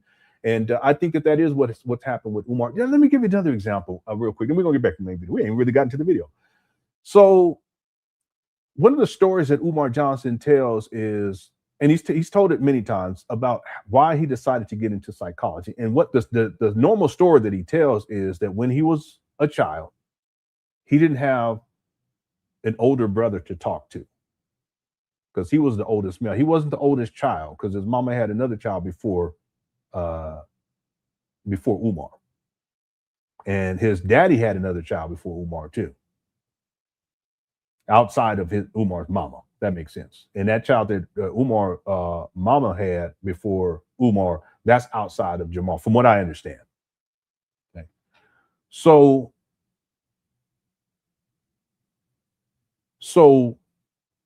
when Umar tells his story that he didn't have an older brother, it's telling to me, because a person isn't going to decide I'm going to be a psychologist because I didn't have an older brother. Because there's plenty of people who don't have older brothers. There's plenty of people who have older brothers and they become psychologists. It makes sense. So I thought about this. Why would Umar associate not having an older brother with his decision to become a psychologist? And there's two things here. Number one, that there had to have been some level of trauma associated with not having someone to talk to for Umar. You got to see that. So, and that trauma, psychological, emotional, and then that translates to psychological. And so therefore psychology is the venue through which Umar ultimately is going to try to go down this path, not to help other people per se, but to help himself, okay, to heal himself. That's okay, step by step. So, but the other dynamic here is that really what Umar Johnson, in my opinion, what Umar Johnson is saying is, it's not that I didn't have an older brother, it's that I didn't have a father, and I didn't have a father to talk to, which is consistent with Umar Johnson's childhood. His daddy was in the military and he was traveling all over the world. He wasn't consistently present. I've heard Umar say things like, because my father was in my life, I didn't go into the streets. Okay, I mean, he creates this whole narrative sometimes. But then there's other times where he says my mama was a single mother and blah, blah, blah. Let me tell y'all something. Jamal Johnson was not consistently present. There's no way. Physically, it's not possible. Now, people could say, well, he could have been online talking with him when he was a kid. No, we didn't have internet back then. Okay, Umar's my age. See what I'm saying? So in 1974, when Umar's born, there's no internet. There's no cell phones. Okay, there's phones, but there's only so much you can do. And if his daddy's over in Japan, there's not much communication that's going to be going on. You guys see what I'm saying? Or if he's out of state, okay, because he wasn't based in Philly. He was based in South Carolina or North Carolina, one of the two. I think it's South Carolina. So the point that I'm making, Latoya, is that Umar Johnson's the notion that he became he wanted to become a school psychologist. He decided at an early age simply because he didn't have a brother older brother to talk to.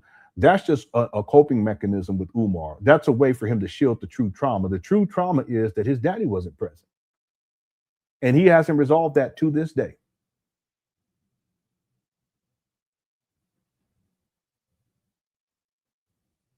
And he shipped off to a military academy at a certain point. He hasn't resolved that either. He separated from the only family that he knew. The whole idea of FDMG comes out of these traumas. He's going to be the father figure to these children that had single mothers, because that's what he mainly targets. He's going to be the one there so they can talk to him, because then plus he's a psychologist now, right? But then he was shipped off to a boarding school. But remember, FDMG was supposed to be a boarding school. And when Umar talks about disciplining the children, the way he talks is corporal punishment, similar to a military academy. I'll put that in quotations. Okay? So it's fascinating.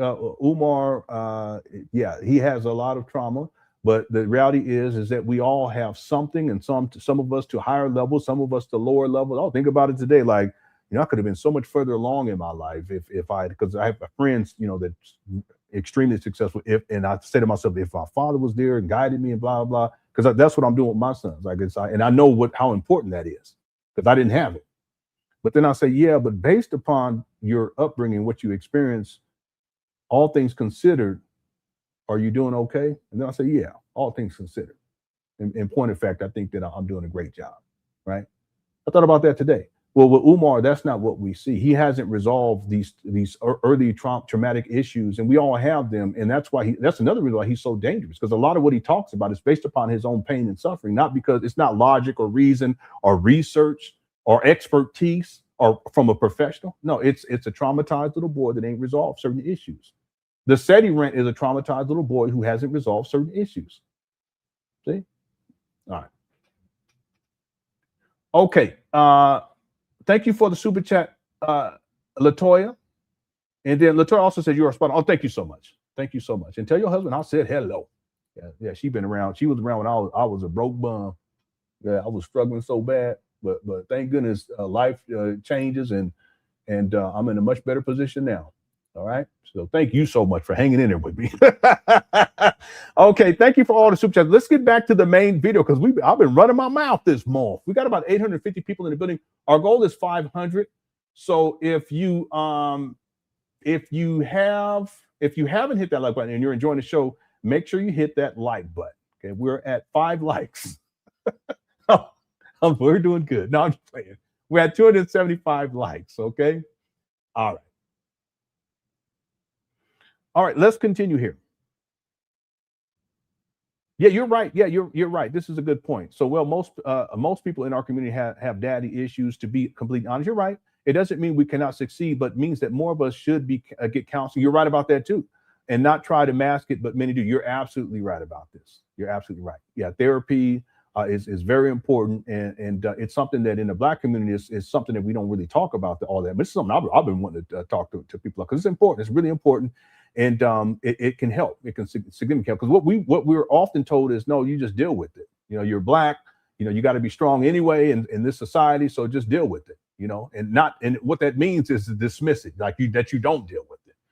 So yeah, it's a serious issue. Another thing I want to say is just because Umar, because on one hand I understand, right? I understand just because he's had these childhood traumas, it doesn't justify him at the age of 51 doing what he's doing. At some point, you have to hold yourself accountable as an adult. And Umar has had plenty of time to get the therapy that he needs. But again, the narcissism and his ego, and he thinks that he's the greatest school psychologist ever. And he also thinks that he's the greatest psychotherapist ever. And on top of that, he doesn't think that there's anything wrong. I don't get that, Umar. If you don't recognize it by now, you're delusional. And he is. Anyway. Yaya says, what I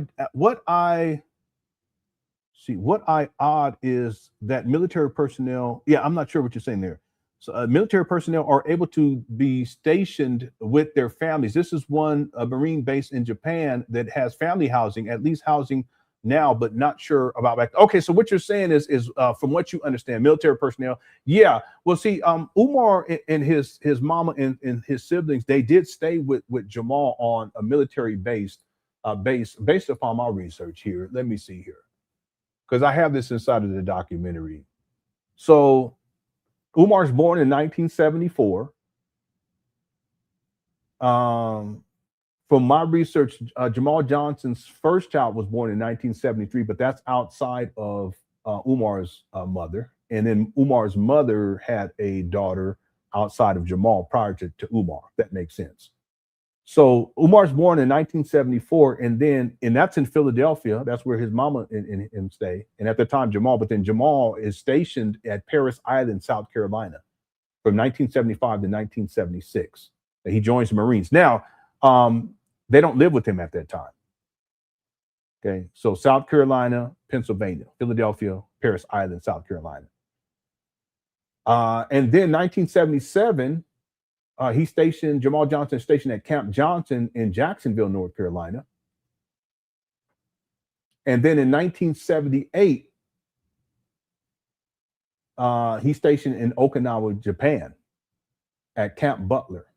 But the family doesn't move out there with him. He's doing his own thing. That's what I'm saying. He wasn't present. He wasn't consistently present. And again, this is in the 1970s. It's different now. You get on Zoom, you can get on your cell phone and talk or whatever, even video conference, whatever. But back then, that technology didn't exist. And then in 1979, he's stationed in Virginia, Jamal, at Quantico. By that time, Umar's 5. He's at Duckery Elementary School. And then he's stationed in 1980 back at Okinawa, Japan. Umar's in the 1st grade. He's around 6 years old. And then around 1981, he's back in Quantico, Virginia, and then to Jacksonville, North Carolina. And from what I remember, while he's in Jacksonville, North Carolina, that's when Umar and his mama and Umar's siblings move on base. Because that's when Umar tells the story, the alien story, that's on base. So he's living on base from in and around 1982 at the age of 8. And then by age 9 in 1983, they divorce. And he's back at Meade Elementary in Philadelphia. Yep. And then Jamal is at Jacksonville, and then he goes to Paris Island, South Carolina, Jacksonville, North Carolina, Paris Island, South Carolina from 1982 to 1984. By that time, Umar is in the 5th grade. He's around 10 years old. And then Jamal goes to, I don't know what this is, my research, I can't tell where this is in 1984, but he was part of the 3522A Company 3rd Motor Transport Battalion, but I'm not quite sure where that is exactly. But 1985, that's when he retires from the Marines. And by that time, Umar he's at Meade Elementary at 6th grade, and that's when he's told that he's related to Frederick Douglass. So at that point, Jamal's is back enough to where he can meet with Umar and take him to that family what do they call it? Reunion, and lied to him. Well, he may not have known that it was a lie, but tells Umar that he's related to Frederick Douglass, which he was not. And Jamal's not related either. That's in 1985. So it's not until 11 years old. Let me say one other thing.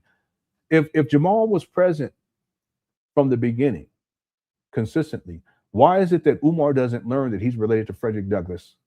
Or he's not told, because he's not related. He's not told that he's related to Frederick Douglass until he's 11 years old, 1985. See, there's two possibilities, either or both. Either Jamal Johnson wasn't consistently present enough to tell Umar that he was related to Frederick Douglass by the time Umar was 11,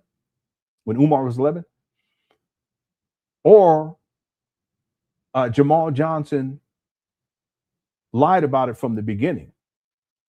And that's why he never told his children that they were related to Frederick Douglass until 1985, because by that time he formulated the lie and he tells Umar that he's related to Frederick Douglass in 1985. See, that's information that should have been told from the beginning, right? And that would have been something that everybody talked about in the family, but that's not what we see.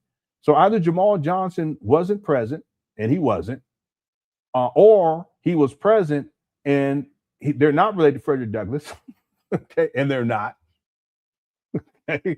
Or he wasn't present, and then by the time he becomes present, he's lying about being related to Frederick Douglass, and that's when he tells Umar. And he didn't tell him before because he wasn't running with that lie, or he didn't tell him before because he wasn't consistently present in Umar Johnson's life. See, the thing is that if Jamal Johnson was related to Frederick Douglass, Umar's mama would have known that, and she would have been telling them kids the same thing, and Umar would have known it before 11 years old. Hit the one. See, that's what I'm saying. It leads me to believe that Jamal Johnson just comes up with the lie, and then he just starts telling a lie. That's what it leads me to. Now, I could be wrong about that. But if he was related to Frederick Douglass, y'all don't think that he would have told Umar's mama that back in 1974 or 75 or 76, 70? Again, he five children. He didn't tell them? All right. Anyway, I just want to say that there was a time period where Umar and Umar's mama and some of his siblings, the ones that were born, at least by that time, that they were living on base with Jamal Johnson. But it would have had to have been, after they got married, it would have had to have been for about a year and a half, 2 years max. Okay. And then by that time they're divorced. And then they have to move back to Philadelphia. And Umar's talked about that. Right? Okay. Thanks, y'all. for the super chat. All right, I'm all caught up with the super chats. Okay, I'm all caught up. Let's get back to the main video. We ain't really gotten to the video today, but that's all. It's all good. Let's go. That's a lifelong failure. Child support cases, all shit with his baby moms, all that. But articulate dude, but a failure. Oh yeah, that money shaming. Umar's been a lifelong failure. A lifelong failure. Just be real. Some are just failures. Yeah. Isn't Jamal deadbeat like Umar? Yeah, he is. See, his nephew, Umar's nephew, talked about how the children that he had with Umar's mama, none of them like Jamal, because Jamal, he in essence, he abandoned that family and started a whole new family and a whole new life. So that's what Umar Johnson's nephew stated. And Jamal wasn't there. He wasn't there. He was doing his thing. So Umar the same way. Man. And the thing is, look, when I went out there to interview Umar in Philadelphia with Ron Johnson, the black cameraman, by the way, Umar had us meet him at this dilapidated office, and I'm using office in very loose terms, because when we got there, it was like a storage unit, basically. You're like, oh, I haven't been here in a while. So it was basically a big junky storage place. Office? Now, office is... Okay, now this would be in and around 2010 for that first interview. Excuse me. And this is consistent with what we see when Umar flipped his phone in 2019. Look. Alpha male, send those resumes in. FDMG resumes at gmail.com. FDMG resumes at gmail.com. Look at this. FDMG resumes at G. Yeah, I'm just going to get to that part where that corner over there. Look at that. I mean, it goes up the wall. You see that? He got stuff hanging off the ceiling. Gmail.com is what we're looking for. Okay, that's 2019. So yeah. It's kind of hard to Umar had us meet him at this dilapidated office, and I'm using office in very loose terms, because when we got there, it was like a storage unit, basically. You're like, oh, I haven't been here in a while. So it was basically a big junky storage place. Office? Now, office is... Yeah, I mean, that's huge. It's a huge point. Strong alpha male, send those resumes in. FDMG resumes at gmail.com. FDMG resumes at gmail.com. FDMG resumes at gmail.com is what we're looking for. My thing is all right, and then this is from 2019. Here's a video from 2020. 2020. By this time, he's living in his mama's closet. Medusa going once, red Medusa going twice. Let me skip through. So he flips the phone again on accident. All right, now be blessed. Look at that. Okay, this is a mental health issue. It's called hoarding. He's a hoarder. So what Tariq Nasheed is, that's why this is important. This as a historical historical piece, if you will, as historical commentary. Tariq is talking about an experience that took place in 2010. It should be circa 2010. But then we can look at video where Umar actually exposes the truth that he's a hoarder in 2019, and it verifies what Tariq is saying here in 2017. And then we can also look at the video from 2020, where Umar Johnson exposed himself as a hoarder, which further verifies what Tariq Nasheed was saying in 2017. So it's very important. Let's continue. To interview Umar in Philadelphia with Ron Johnson, the black cameraman, by the way. Yeah, I wonder if Tariq has video footage of where Umar was recorded at. I'm talking about everything else. I mean, that would break the internet right there if he released that. Umar had us meet him at this dilapidated office, and I'm using office in very loose terms, because when we got there, it was like a storage unit, basically. You're like, oh, I haven't been here in a while. So it was basically a big junky storage place. Office? Now, office it's kind of hard to call this place an office, but it was a... I wonder what was in. I'm so intrigued. I wonder what was in there. Anybody have any ideas? It's probably, but you know, Umar says he has snakes. He probably has some snakes in there. Anyway, a facility with a bunch of junk in it, like I was in an episode of Good Times, and his fat ass was Florida Evans. It was a struggle office. So we're in this junky place. Okay, I ain't tripping on that. So you see that he wasn't nothing really popping with this dude. You dig? I'm gonna get on that in a minute. He said, how come I didn't tell people he was a fraud? Well, we found that out later, but I'll get into that in a minute.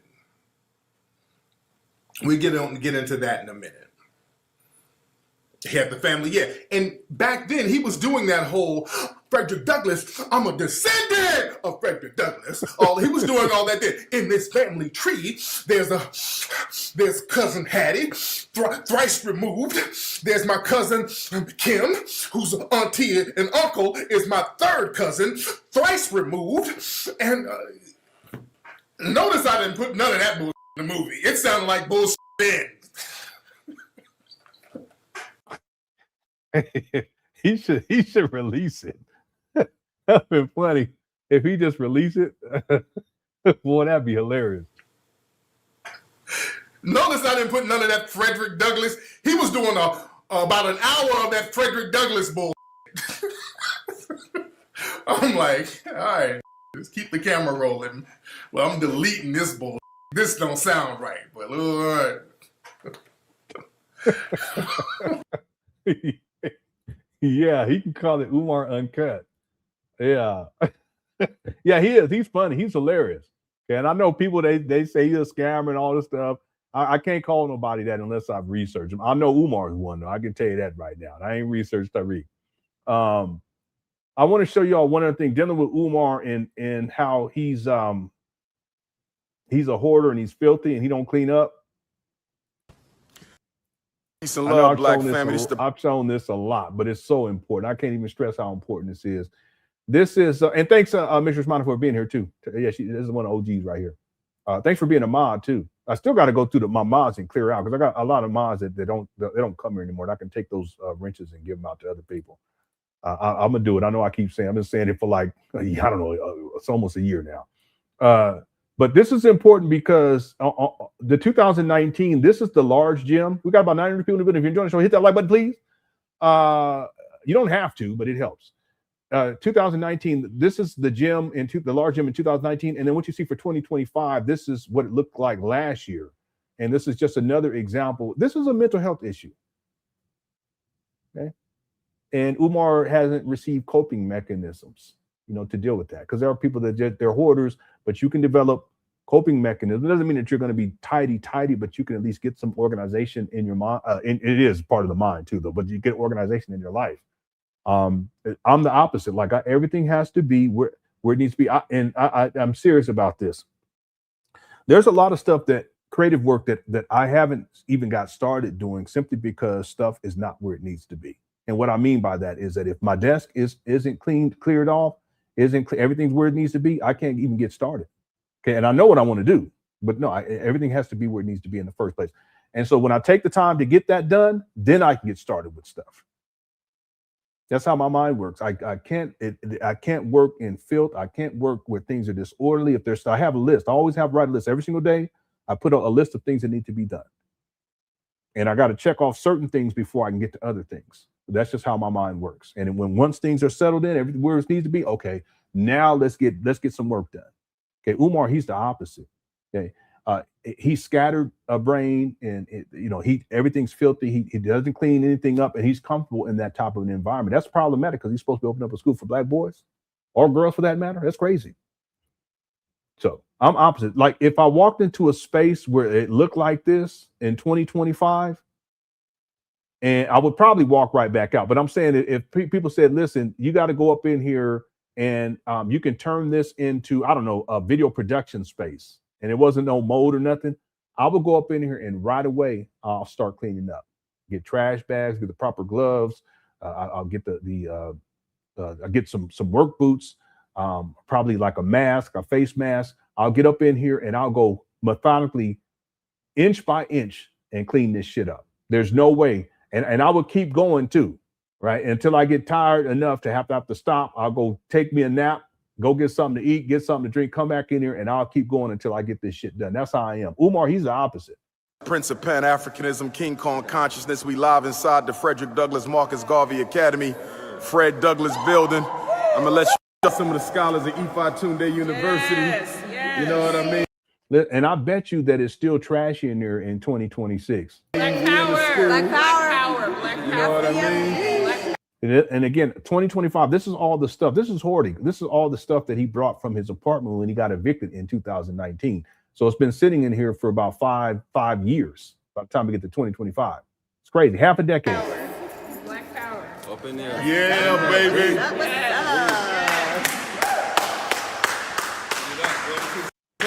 Yeah. And again, he didn't even bother to put it in storage, but that goes to show you that he doesn't want to, he's greedy. He don't want to pay basic bills that are necessary. He just throws all of his shit inside of this large gym and it's still in there. You got Brother Ron, no doubt, looking out for us. Look in the back real quick, because I'm always shocked when I see this. If you look way in the back where the yellow is, okay, that's where Ron is standing in that area. Look at all that shit that's up against the wall. You see that? That's crazy. That's the same area that you see over here where Ron is standing at. None of that's even there. I don't even know where he got that stuff from. You know what I mean? So tell me what's your thing? Give me some words, Gail. What do you think so far to walk through the tour? It's How nice. you liking the school? It's nice. You feeling it? Samantha, what you think? The potential, I see the before and the Girl, if you don't stop. potential of the after is going to be phenomenal, tremendous. All right, what you think, Sister Sabrina? I see the after and the after. There go that big back TV. That's the same one he had in his apartment when he flipped his phone. MG resumes at G. See it back there? Same TV. Anyway, let's keep going. He had the whole full bull family tree. All right. I'm a hustler, so I kind of know when there's when something don't sound right. That didn't sound right. I knew then something wasn't right with that. But when he was talking about the schools and okay, that's some good shit. That's good right there. But that old Frederick Douglass, I don't know. I don't know. But the thing is, when the movie came out, man, that was Umar's come up. That was Umar's come up. So you got this little dusty who ain't never ran no business, never really did anything successful, still hasn't, other than scam money. Umar's never got no real money legitimately. And you know, that may, no, I can't agree with that. Okay. And the reason why is because Umar did work as a school psychologist. He did. And that's legitimate. But that was from 2001 to 2006. So roughly 5 years. It could be a little bit less than that in actuality. But I want to be fair here. So now, was Umar problematic during that stretch of time? Probably. But I think that no, that was probably the only time where Umar Johnson was successful as a professional to some degree. At least he was working. Okay? I'm trying to find any way to give Umar a little credit. Okay? Maybe I'm being a little too. Jay Civic says Umar Johnson describing his Freddie Douglass lineage reminds me of that Spaceball scene. I'm your father's brother's nephew's cousin's former roommate. Yeah. Or from Lord of the Rings. You know, they talk about Frodo thrice removed from such and such, and Samwise Ganges and all this stuff. Yeah, and Umar, he's actually memorized that. Like he has a whole routine that he runs. Normally, what he does is when he has a speaking engagement, at the end of it, he runs through that lineage, and that's like, I guess, like the big finale in his mind. It's like, yeah, I'm the shit.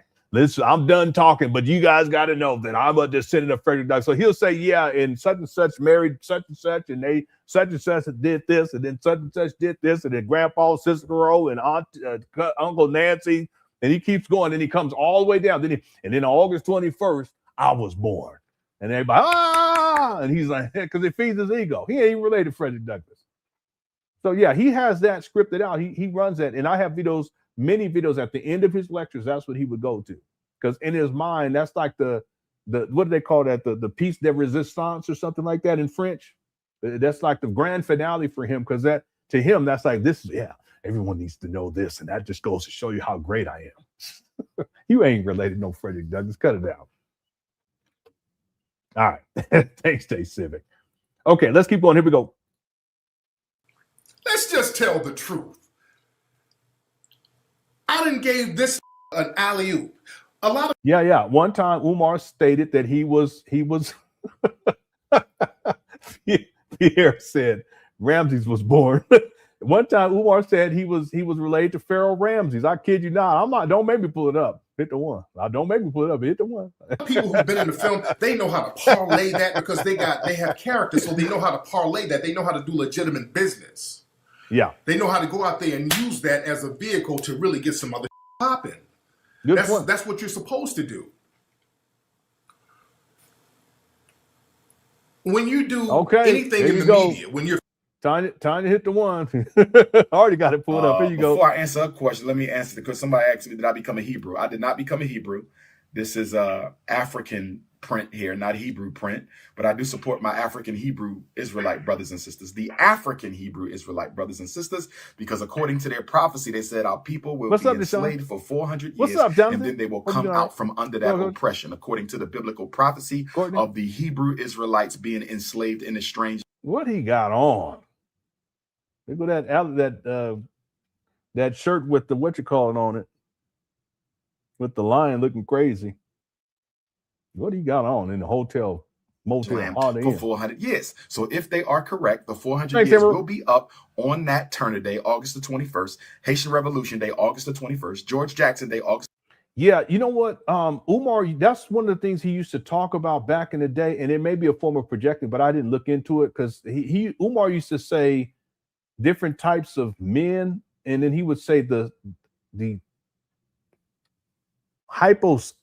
skipped, what was it? The typo skipped or something like that. But I didn't look into it. But back in the day, there's these older videos that he used to bring that up. There's other ones too, and I think that was all Arco. I can't remember know what I'm talking about, because I can look it up right now. But he would bring that up in these different lectures, those earlier lectures. I think he was talking about himself. I really do. I can't remember what it's called though. The 21st, birth of Jesus Day, August 21st, both birth of Prince Ifatun Day, August the 21st, and yeah, Kedar, that's what I thought. I thought that was like one of them night masks. That part on the top, you know, and he just woke up, or he just woke up. That's probably what happened. If they are correct, then I am the Moses that was prophesied in the Bible to lead my people out of bondage into freedom. And that's why I got the Hebrew look. Shout out to all the Hebrews out there who you see this narcissist who affirm their Africanity. If you don't affirm your Africanity, I'm not talking to you. I'm talking about my African Hebrew Israelites. My African Umar got on a bonnet. He got on a black conscious bonnet. African Hebrew Israelites. I'm hoping the 400-year-old prophecy is true, because I am the Moses. Harriet Tubman was the first Moses. Marcus Garvey was the second Moses. Prince Ifatunde will be the third Moses. Well, somebody.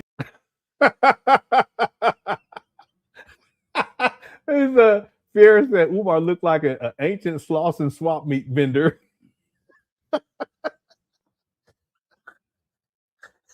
The sloss and swap meat. That's hilarious. All right, let's keep going. Oh man, here we go. Edward said Moses. Umar, you ain't Moses. You Moses. What's up? What's up, Edward? All right, let's keep going.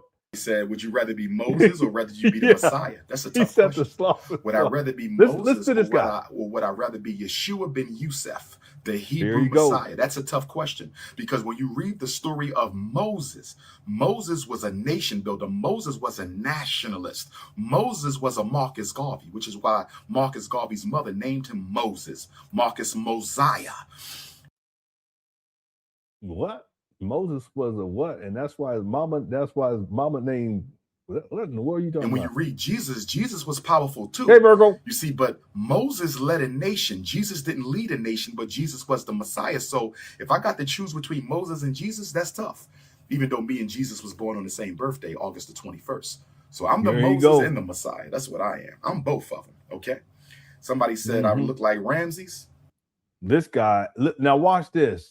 This guy just be making up anything on the spot. Look at him. Right away, he's trying to think of something. I'm going to say something right now that I know going to make y'all think I'm a narcissist, but I got to say it because it's the truth. Well, you are. You are a narcissist. It's called schizotypal. That's what it's called. But I can't spell it right. How do you spell that?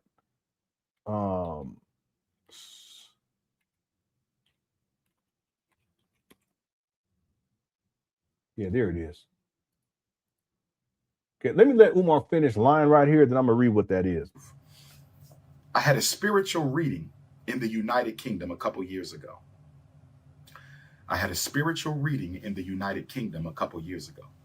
And the sister who did the reading told me that I am a blood relative. Okay. The spiritualist told me that I am a blood relative of Ramses II. This guy, man. Yeah, TJ. This is proof that Umar is in fact that shit crazy.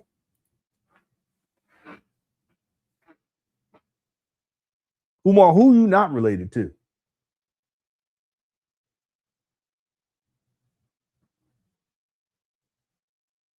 This guy, I mean, I wouldn't be surprised if next month he get online talking about, I'm related to the My Little Pony Applejack. Umar, stop. You're not related to Applejack. Stop it. You know, hear the My Little Ponies? They're Care Bears and shit. I'm related. Stop. You're not related. Stop. But here you go. Umar said that he related to Pharaoh Ramses by blood. He said he's related to Frederick Douglass. He said he's related to Booker T. Washington. Well, he said that it's his ancestor. That's what he said, in all fairness. He also said he's related to Harriet Tubman. That one was crazy. All of them crazy, but that one was crazy. You know about Applejack? Yeah. But now, all of a sudden, Umar's, yeah, he is. He's batshit crazy. All of a sudden, he's related to Pharaoh Ramses. And see, he ain't never told nobody that until when someone said that. He's making this shit up on the spot. What? Because you can tell when he stops and he looks down, he's thinking. That I am a blood relative. The spiritualist told me, okay? The spiritualist told me that I am a blood relative of Ramses II. This guy. Ramses II. That's what she told me. She said, I am a blood relative of Ramses II, the great Ramesu II, the builder, which is ironic, right? Because according to biblical prophecy, he and Moses were antagonistic towards each other, right? So I'm Moses, Ramses, Jesus. How about I'm just a manifestation of all great African alpha males? How about that? I am the manifestation of all great African alpha males down through the ages. Yeah, it's interesting that he says these types of things so effortlessly, but he doesn't realize that he's delusional. He has serious mental health issues. I mean, who gets online and says I'm gonna play when he said that he's related to Harriet Tubman. Okay. She told you relate to Ramses because you paid her $40 in a hut. Okay, wait a minute, Latoya. Latoya, don't do that. It don't have to. Golly, damn. It doesn't have to be in a hut. It could be a spirit, someone at, in the park or something. I don't know. I shouldn't laugh. I should laugh. It's funny though. But you're right. That's what they do. They'll tell you stuff like that. Okay, because there was a time where I was in the EFA and I went to a what they call a Babala. I went to him a couple of times. He used to talk so much shit about black women too. He just be talking crazy. And they'll tell you stuff to make you feel good. That makes you want to come back. So Umar, if someone told you that, it doesn't mean that it's the truth. And it's also possible, Latoya, that he's just making this up anyway for $40. Yeah, you paid her $40. Someone said you paid her $40 at a Pizza Hut. Yeah, and afterwards she bought pepperoni pizza with anchovies on the side. Anyway, but you're right. You're right. You're absolutely right. I just want to take the hut part out of there. Let's just stay at the Pizza Hut. Okay, thank you, Latoya. All right. Well, this chat was great. You paid 40, next time make it 80. You bitch. Let me stop. That's what Umar said. Umar said that to Seti. Yeah, no, he said that to Tariq. He said that to Tariq. He said, no, he said that to Seti because he said, you probably look like a mannequin. I said, Umar, stop. Okay. SH Place is not a single word of what Umar is saying is true. No. Once he gets going, you can't stop him. Once Umar gets going, you can't stop him. And I'm telling you, it's fascinating because I've studied and researched this guy. It's fascinating when he gets into that mode of lying and it's so effortless. You know how hard it is to lie? It's hard to do unless you're a pathological liar, because there's people that's what they do. But it's hard to do. This guy, he will go and then he just don't stop. He started doing his fingers like this. And I know. And he just keep going. Thanks, SH Play. I'm going to show you guys one other thing though. Let me see if I can find this right quick because it wasn't coming up.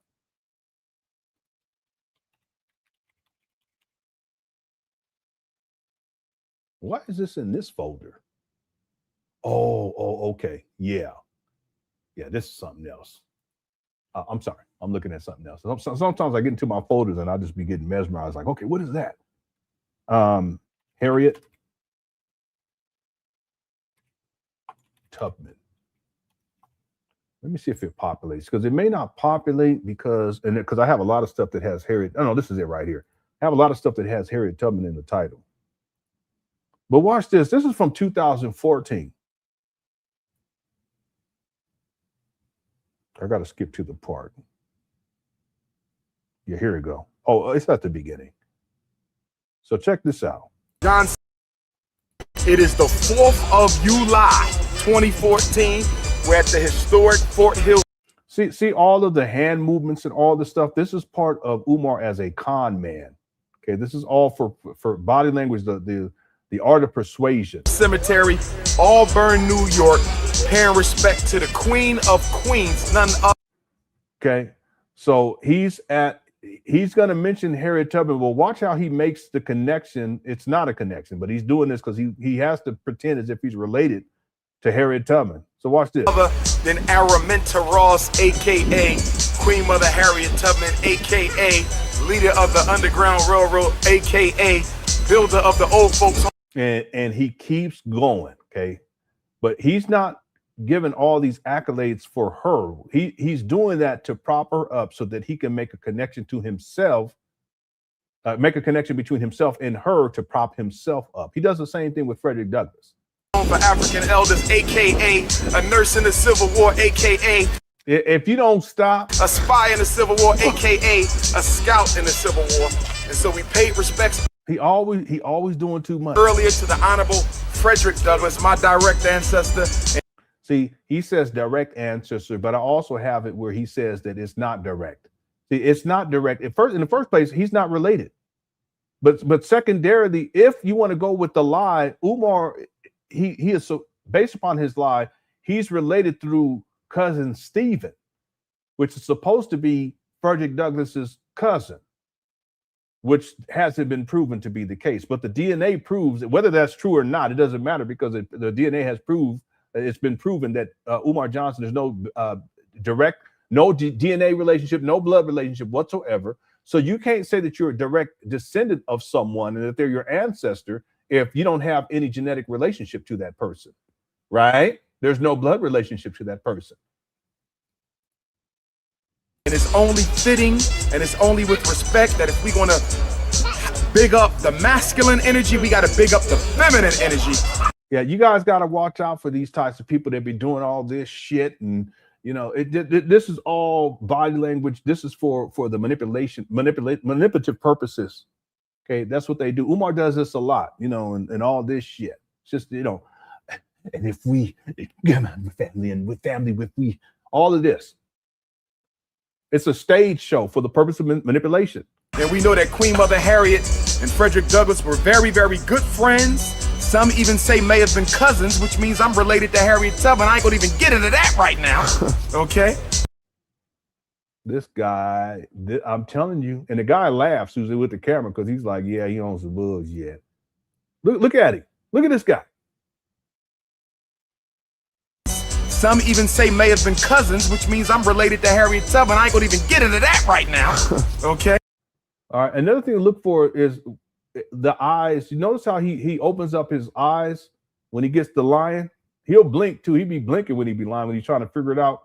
But there's something about it, about when Umar lies and he's talking about how he's related to someone or Harriet Tubman, there's the level of excitement that he gets out of this too. He gets excited by this, and that's why his mannerisms speak to that excitement, but his widening eyes speak to that too. I also think that it's an aspect of him manipulating people because he's opening up his eyes. People, you know, it's like he's trying to draw them into the lie. Which means I'm related to Harriet Tubman. I ain't gonna even get into that right now. See this? To Harriet Tubman, I ain't gonna even get into that right now, okay? But we here, we gonna. And the guy just starts laughing. He's like, yeah, okay. Yeah, so I mean, he said that he's related to quite a few different people. Yeah, none of it's true. Just be lying. Yeah, it says Umar's best comedic material is when he's high. Yeah, or when he's manic, or both. Yeah, because there are times where he's just manic. There's times where he's tweaking too. It's crazy. Like when he was laying down in the grass and we just pouring water on his head, he was tweaking.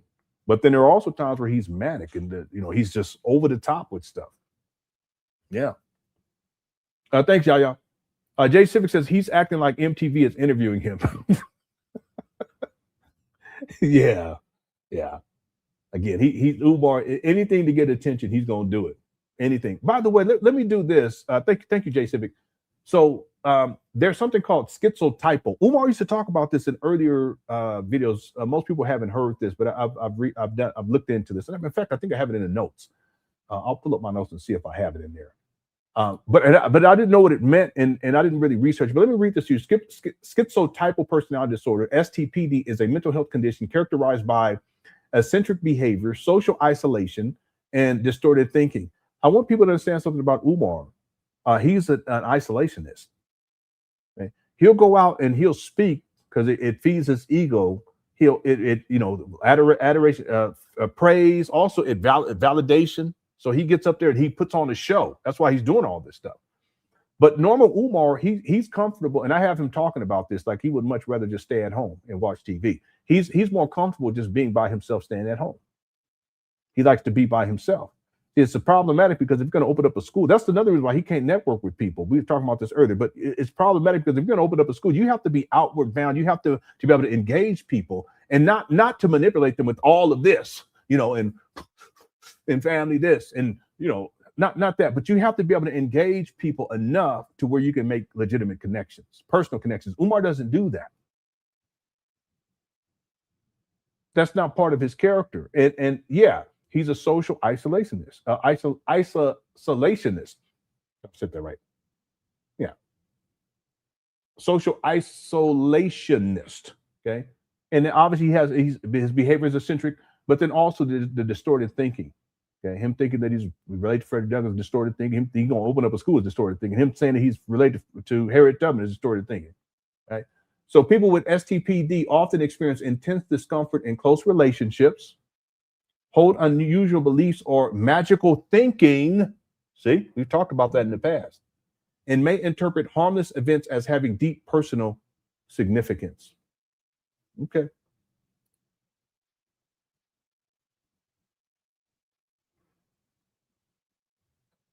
Yeah, there's other things. I'll leave right here, but it's interesting because there's other stuff that says here. Thank you, Jay Civic. Michael says, if Umar is related to Ramses, then I'm related to Mace Windu. Yeah, exactly.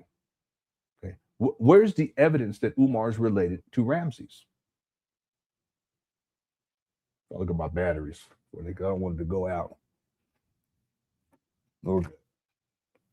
Where's the evidence of this? There is none. Where's the evidence that he's related to Harriet Tubman?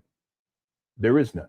Where's the evidence that he's related to Frederick Douglass? There is none. In fact, his daddy took a DNA test and it came back that they're not related. See, I'm gonna tell y'all something. Even Umar talking like that, when he's talking about he's related, that's magical thinking. Unusual beliefs such as superstitions, clairvoyance, or a belief in a sixth sense that defies subcultural norms. So unusual beliefs. He has a lot of superstition. He's very superstitious. Umar is. Ideas of reference, believing everyday occurrences carry a specific hidden meaning directed at you. That's where he thinks everything is about him. Unusual perception, sensing an absent person's presence or experiencing bodily illusions.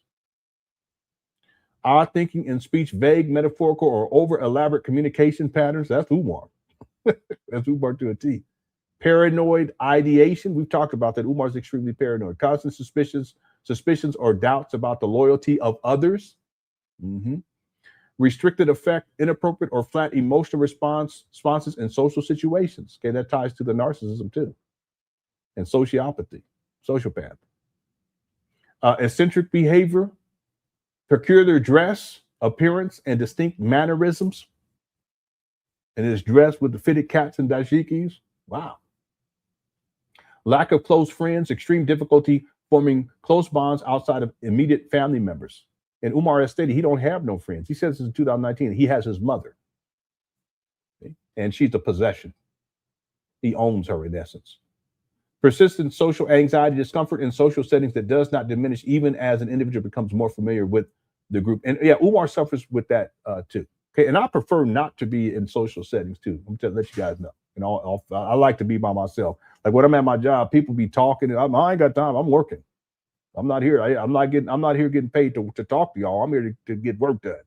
I know it's a social thing to do, but I ain't into all of that. That's just how I am. I go home and social. I got all this. I got enough kids at home and a wife. I ain't got time for all that. That's how I think. I know it's wrong, but that's how I think. But the discomfort in social. Let me give you guys an example of this. And thank you, Michael, for the super chat. I'm gonna give you guys a preeminent example. And I remember when I first ran into this clip, I was like really thrown back by it. How did I archive this? Yeah, here it is right here. So Umar's about to go on to speak, and it's like he's in a back room, and he's dealing with anxiety. Okay, watch this.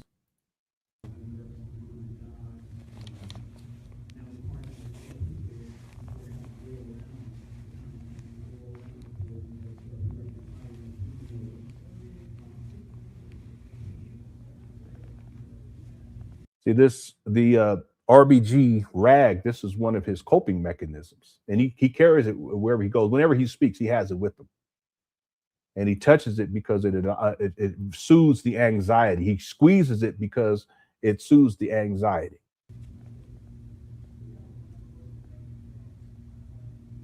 You know, and what's even more fascinating is that he decides to live stream this. It's like he wants people to see the. I don't even think it said he wants people to see this. I think it's more like he wants to feel connected to people online because it makes him feel better as he's dealing with this anxiety. Because in the real world, he doesn't have connections with people that he can discuss, to try to figure out ways of dealing with this and or get professional services, what have you, right?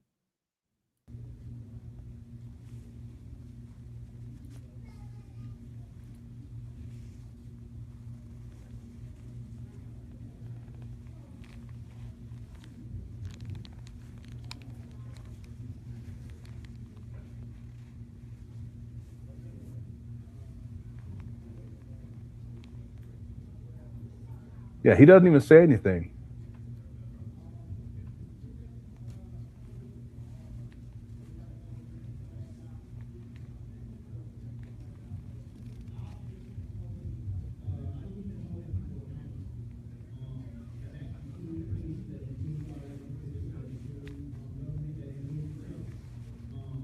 Man.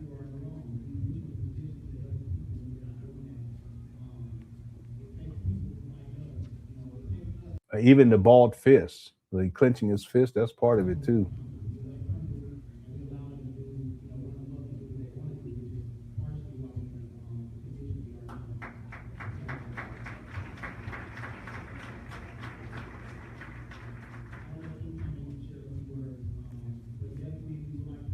See the tapping, that's part of it too. Now he taps with 2 fingers.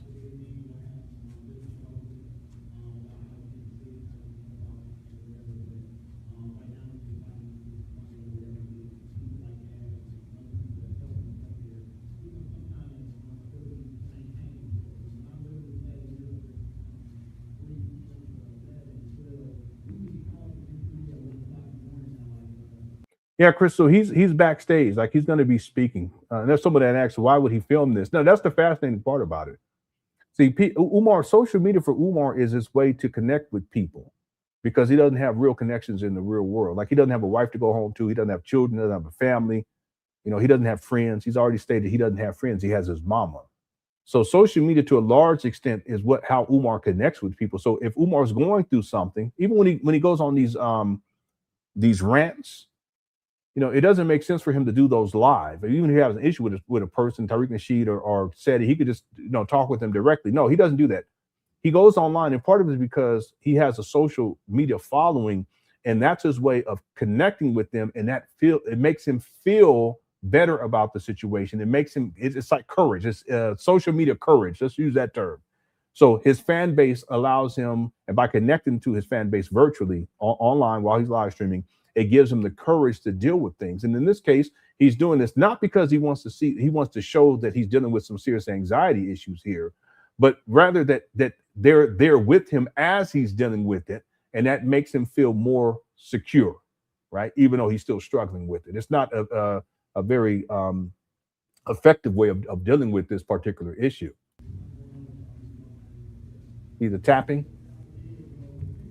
clenching his fist. He's sitting back in the back room. You can hear that there's someone at the venue, and they're talking, and then they're clapping. They're probably at a certain point going to introduce Umar, right? This is before everything gets started. And he always has that red, black, and green rag. He's carried that around with him for many, many years. This is 2016, but I have a video of him in 2012 with it. When he was on stage and he called that one guy a dusty N-word, he had it then too. So he carries it around wherever he goes. That's like a tut-tut blanket. That's what we used to call it back in the day, like a comfort blanket. He doesn't even say anything. And he goes right back to his hand, clenched fist.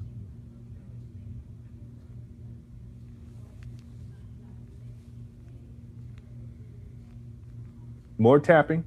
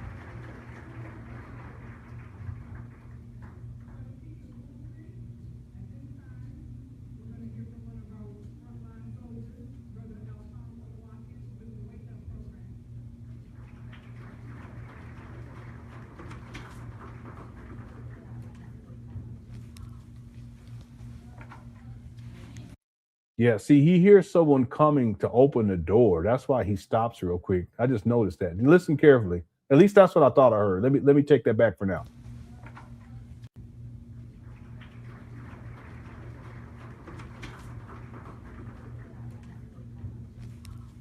Yeah. See the person's foot? Okay, you can hear them open the door, and then when they come through, Umar, you can tell he tries to stop, and then that first foot coming, he turns the camera off. Interesting.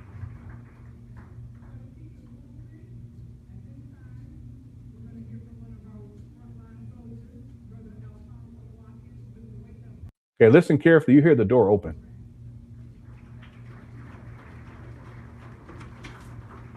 Okay, it just opened. And Umar notices. Yep. He tries to turn. Yep, and there goes the person walks right there. Yeah, interesting. Yeah, I remember when I found that video. I didn't know what was going on. I said, "What's going on here?" Okay, it's very telling. Okay, that's from 2016. But he still keeps that rag. Here's another example from 2012 where he has that rag.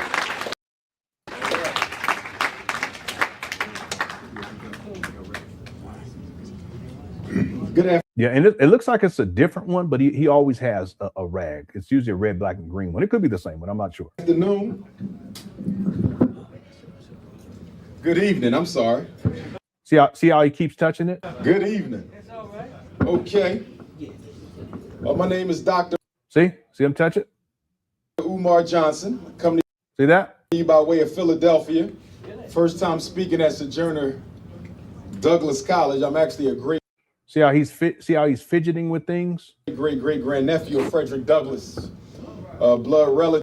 And goes back to touching it. My family got. Now he puts his whole palm on Got it. here in 1701. Stolen from. Yeah, even look at how he's holding the microphone. Body language. From West Africa. First Back to the claw. ancestor was a black man by the name of Bailey. He had a Fidgets daughter with by it. the name of Selah. In 1720 and 1745, Selah had a daughter. See how he's tapping on it? Yeah, it's called stimming, May. Yep. You see how he's tapping by it? the name of Jenny. Grabbing it, In squeezing it. 1774, Jenny had a daughter by the name of Betsy Bailey. That's the woman who raised Frederick. He puts his hand in his pocket. He's probably saying, "Hey, maybe I should stop doing that." No, I don't think it's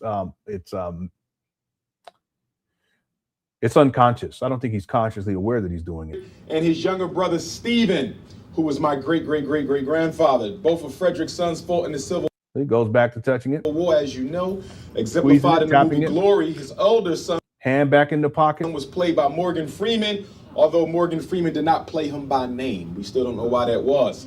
My great grandfather, Stephen Henry. See, right back to it. Bailey fought 9 tapping battles in the Civil War. He's also pressing his hand into it too, like right here. Along with his son, George Washington Bailey, my great grandfather, who was also the first black public school Hand back to pocket. Fascinating stuff. Fascinating stuff. Teacher in Talbot County, Maryland. After the Civil War, they started the Bethel AME Union Church, which is still in Talbot County, where they were enslaved. In fact, my family has a very large graveyard right there in back of the church. Many of the Baileys are buried there, hundreds of them. Yeah, he lying. He ain't related to them. Frederick is one of the only ones who's not there. He's buried up in Rochester. So anyhow, George Washington Bailey married Annie Wayman. They had a daughter by the name of Caroline, who would relocate to Philadelphia. She would have a daughter by the name of Vivian, who would marry an illegal Cuban immigrant. He said illegal. He's not illegal. I don't know why he says that. Normally he tells this at the end of lectures though, right? To get people excited. But for some reason, probably because he's dealing with extreme anxiety, he's telling it because he wants people to look at him in a particular way. That's probably why he's doing it, because he's really struggling right here. Cuban immigrant by the name of Cicero Noel Miles. They would have a daughter named Ida. She would have a son named Jamal. On August 21st, 1974, the anniversary of the Nat Turner insurrection, I was born in Philadelphia. So that's back to my his family. pocket. And today we're going to talk about the art of psychological warfare, propaganda, and the power of influence. We can go ahead and clash that light so y'all can see.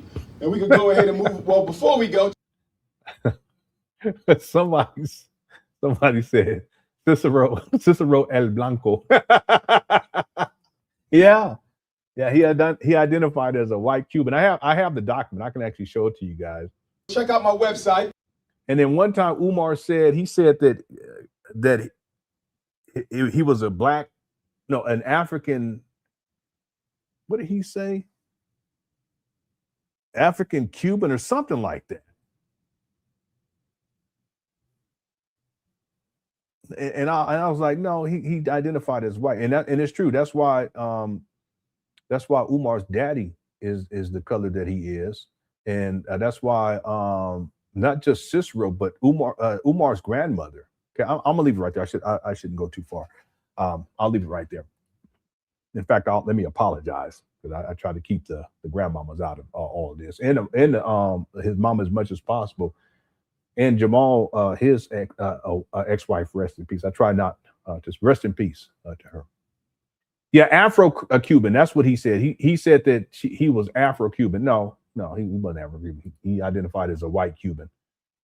Larry says, went down the Dwight York rabbit hole earlier. Okay, that man was a scammer and a devil. I can't believe Umar Johnson would big up that guy. He sure did. Apparently, in the age of the internet, that cult is growing again. It's very, why? I know that. Why? It's growing again. That's crazy. It is very scary. Yeah, that's really, really wild. Yeah, Umar did big up Malachi York. In fact, I have a video of him doing it right here. There's another video where he mentions them too, but let me see. Here we go. Black family, Dr. Umar Johnson, Prince of Pan Africanism. We live. Detroit, Shrine of the Black Madonna, numero uno, #1. I'm out building with the guys. There we go. Shout out to the Detroit Nawapian Nation for doing my security. Yes, looking out for Dr. Umar Johnson. They have my back. Nawapians all day long. Shout out to Dr. York. You're getting out soon. Hold your head, Elder. Shout out to the whole Detroit, everybody who came out and showed love. Flint, Michigan, I will see you Monday, January 18th, Martin Luther King Jr. Mentorship and Inspiration Breakfast Live. Detroit, Shrine of the Black Madonna, numero uno, #1. I'm out building with the guys. There we go. Shout out to the Detroit Nawapian Nation for doing my security. Yes, looking out for Dr. Umar Johnson. They have my back. Nawapians all day long. Shout out to Dr. York. You're getting out soon. Hold your head, Elder. Shout out to the whole Detroit, everybody who came out and showed love. Yeah, Larry, that's crazy. You know, there's someone who used to send me information about Dr. York, because I think they probably wanted me to investigate him and look into him and research him. But I didn't have the time. I still don't have the time. But I'm gonna tell y'all something. The other day I ran into it just because I was looking up videos. There were videos on cults, like because a cult is a very specific thing. Social scientists, they have I don't know. I'm just gonna call it guidelines on how to identify what a cult is, and usually it's headlined with a charismatic leader who has total control. Okay, that would be Umar. Again, he's never had a full-blown cult, but the closest thing was his why is this air conditioner still on? Well, my I'm gonna tell y'all my electric bill, it's gonna be quick because it's been so hot, unreasonably hot. It's hot outside right now. I apologize. Let me do this. So yeah, someone has sent me information. They were sending me information about, wow, the thermostat is on 80. Goodness. I'll leave it on. It's probably even hotter upstairs. Yeah, someone was sending me information about Malachi York before, and I never had time to get into it, but I was looking up cults and I was watching these different documentaries. And what happens is the algorithm, it'll start presenting you with those types of videos. They'll populate, you know, as you continue on YouTube. So at a certain point, there's a video that popped up about Malachi York, and one of it was like the weirdest cult ever or something like that, and it's a picture of him up there. I didn't watch that video, but there was another video under it. I downloaded it, and matter of fact, let me show y'all. And when Malachi York was speaking, there was a part, because I've watched so many Umar Johnson videos, done so much research. There's a part of me that said, "Who is that? Is that Umar talking?" And then I said, "Wait a minute, no, that's Malachi." And I said to myself, Umar uses his vocal inflections, and I thought Umar must have studied him. He must have studied him. Okay. Let me show you what I mean. Larry, watch this. Everything I say, I prove. That's what makes me different. They talk about stuff they can't prove. A brother told me, he said, we're all Moabites. I said, I believe that we are Moabites. Do you know what Moab means? He said, of course. Of my father. I said, who was that father? See, if you go back to early Umar videos, he would talk like this. The vocal inflections.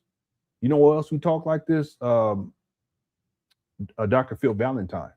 I've interviewed him a couple times, long time, because I was into Dr. Valentine. This one I was in my spirituality metaphysics phase, all a bunch of bull jive. Bobby Hemmett, Dr. Delbert Blair, and there's other people too.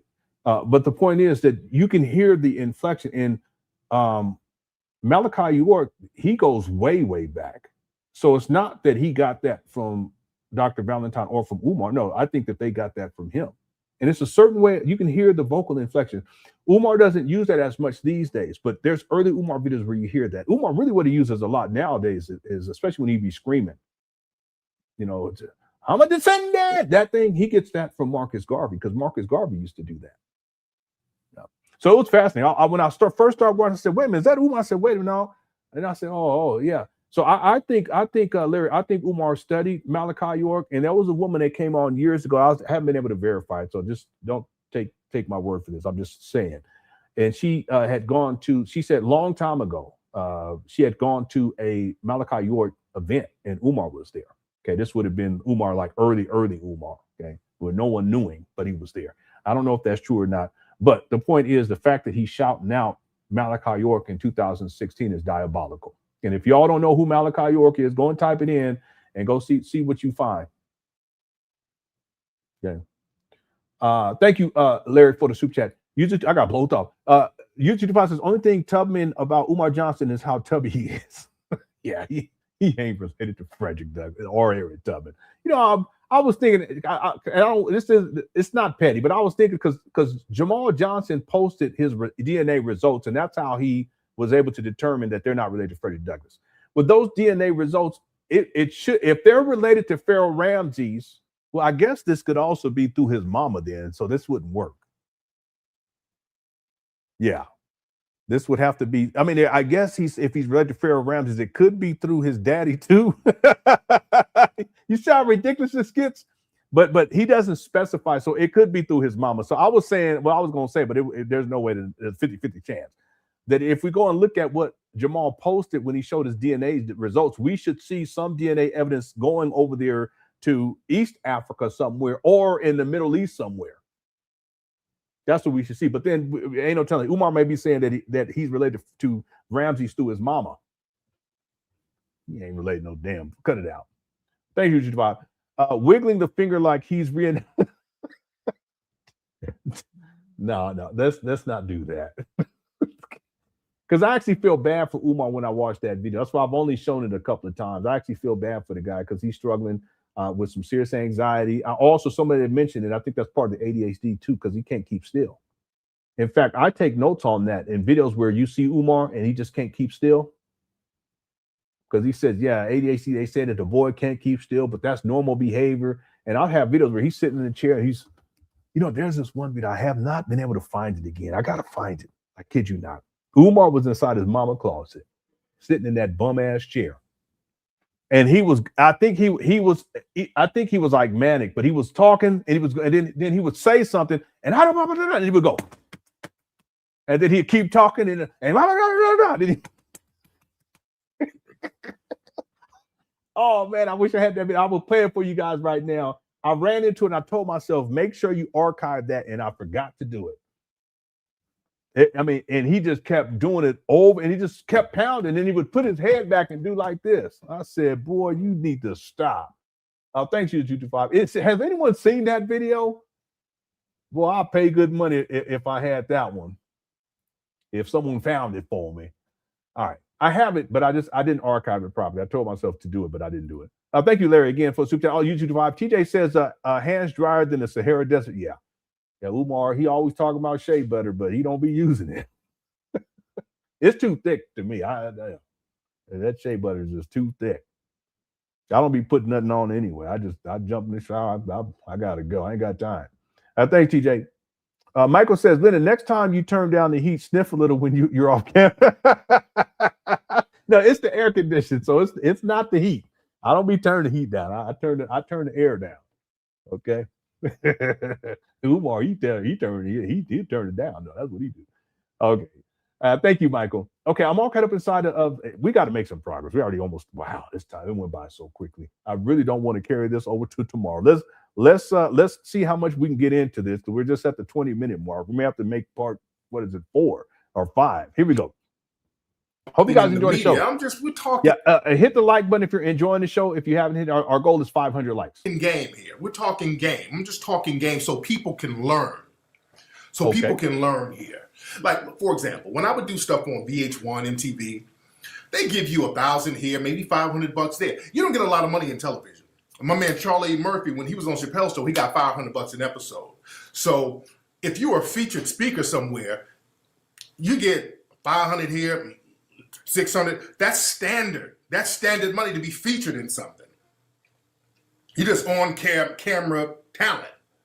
That's standard. So he's going to. Yeah, let me just let you guys know. I don't know. It looks like there's a tornado going on out here. Y'all give me 1 second. What in the world? Yeah, if my internet cut out or the electricity cut out, thank you for tuning on in. What in the world? Hold on 1 second.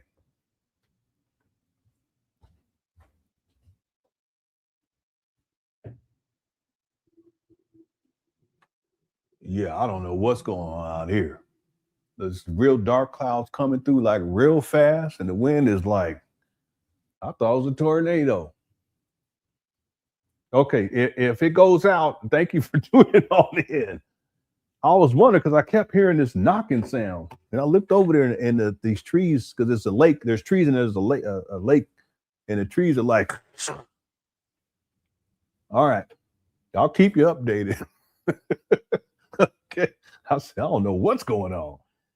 All right. So somebody said, is that Mama Oh y'all? All right. Yeah, no, I'm good. I'm just saying I was not expecting that. Yeah. All right. Let's keep going. Hey, you only gave me $500. That's what feature talent gets. All right. But he think he I got more because he's a descendant of Harriet Tubman. He's a descendant of Kunta Kinte. But you use vehicles. Well, let me put my fan on. Y'all don't let me know if my fan is too loud. Hold on. All right, let me know if my fan is too loud. But I would always use my television appearances, that little 500, 1,000, or whatever they would give me to be on these shows. I don't trip on that. I'll use that as a vehicle to promote other shit I have, like my books, stuff like that. I would use it to promote product. I use it as a commercial, then I parlay that. You get the name out there. All you got to do is promote my shit. I'm going to go out there and make it work. You're not going to go to the studio and be like, hey, I made your show hot. Give me some more money. You owe me. What the talking about? That's just right there. And don't y'all fall for that. Don't y'all fall for that type of mentality. Happy New Year to you guys out there. It's almost New Year's in certain cities. But the thing, yeah, see, that's how I knew this was December 31st of 2000. The thing is, Umar's going around and he's eating off the Hidden Colors series that I created. And, you know, when you think of Hidden Colors, that's kind of synonymous with me. It takes a lot of work to do these films. It takes a lot of work, takes a lot of heart, a lot of behind-the-scenes stuff. It takes a lot of planning, takes a lot of promoting, takes a lot of strategizing. It takes a lot.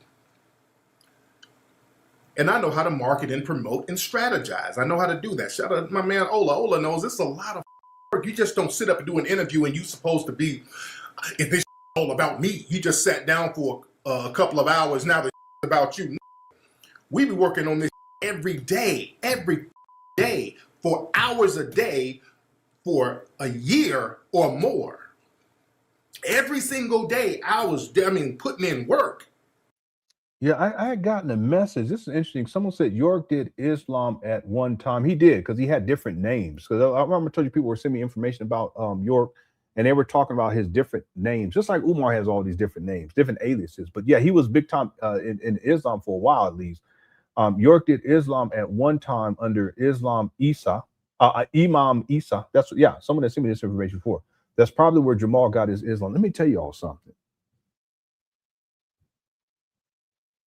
No, I can't remember if this was. I thought I remember, and I would have to go back and watch Jamal Johnson videos. I have them, but I thought he had mentioned that. Not that he was part of what was their group called? I can't remember what their group was called.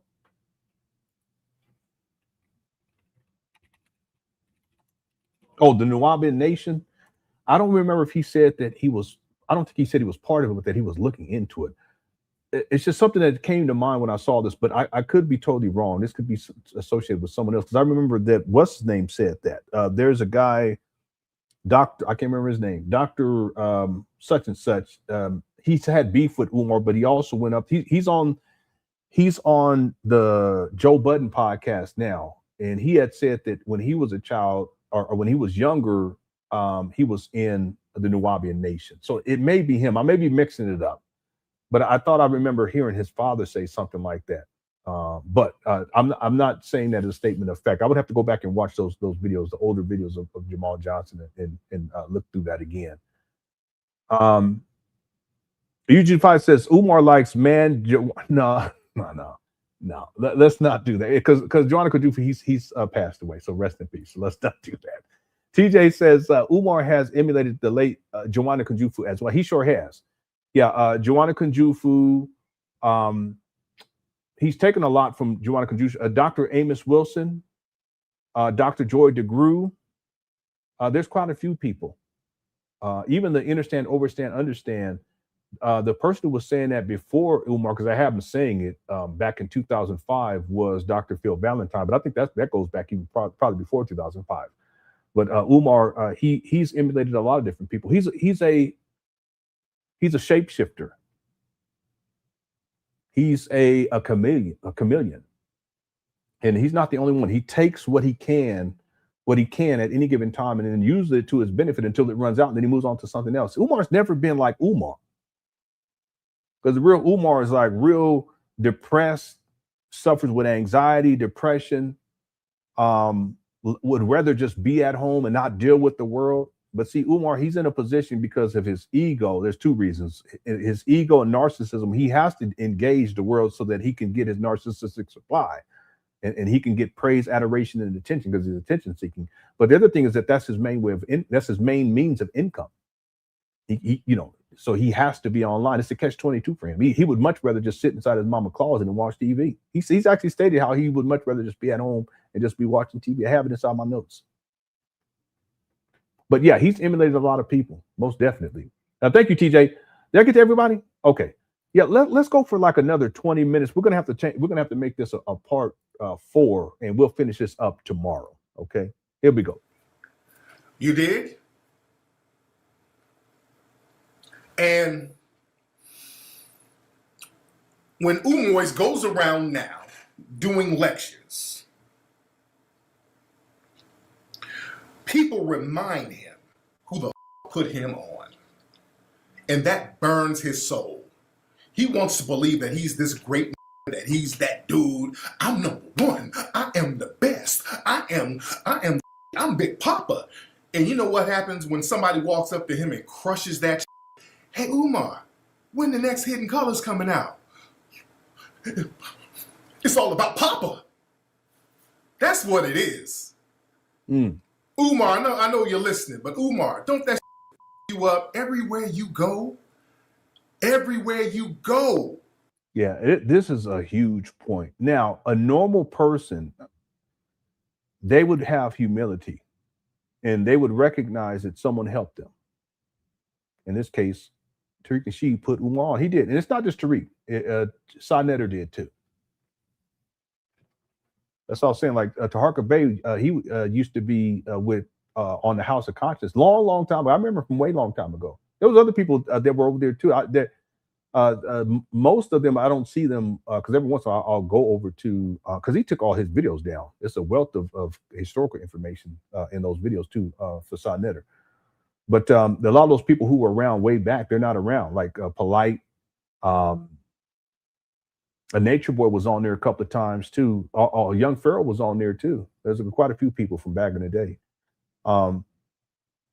But see, Umar, instead of having this, what I call the spirit of gratitude, and other people call it that, so it's not that's the term I state, is having the spirit of gratitude and appreciation for people helping him, helping to put him on. Umar, he's so arrogant and he's so narcissistic that everything has to be about him. So instead of having an orientation, just being thankful for people who have helped him along his journey, he has to claim everything along his journey, especially the stuff that, where it comes to what has propelled him. He has to claim it as his own. It's his own doing.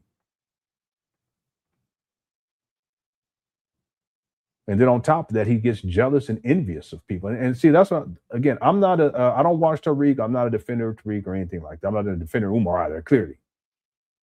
But I've experienced that. People I've helped, I brought them on. I mean, not that I brought them on, but I've helped them with their YouTube page. I've given them guidance on how they can build their YouTube page, going way back, I don't know, 5, 6, 7, 8 years ago. And over and over again, people have I don't want to make it seem like I'm a victim here, but they've turned on me. Okay, not that I did anything to them. I tried my best to help. That's how I am. I want to help people. And then at a certain point, I realized I can't do that anymore. Okay, and then I did it anyway. Then I realized I shouldn't do it. Because that's how I am. I want to help. So I understand where Tariq Nasheed is coming from. And see, the problem with Umar is that he's not appreciative. He's not thankful.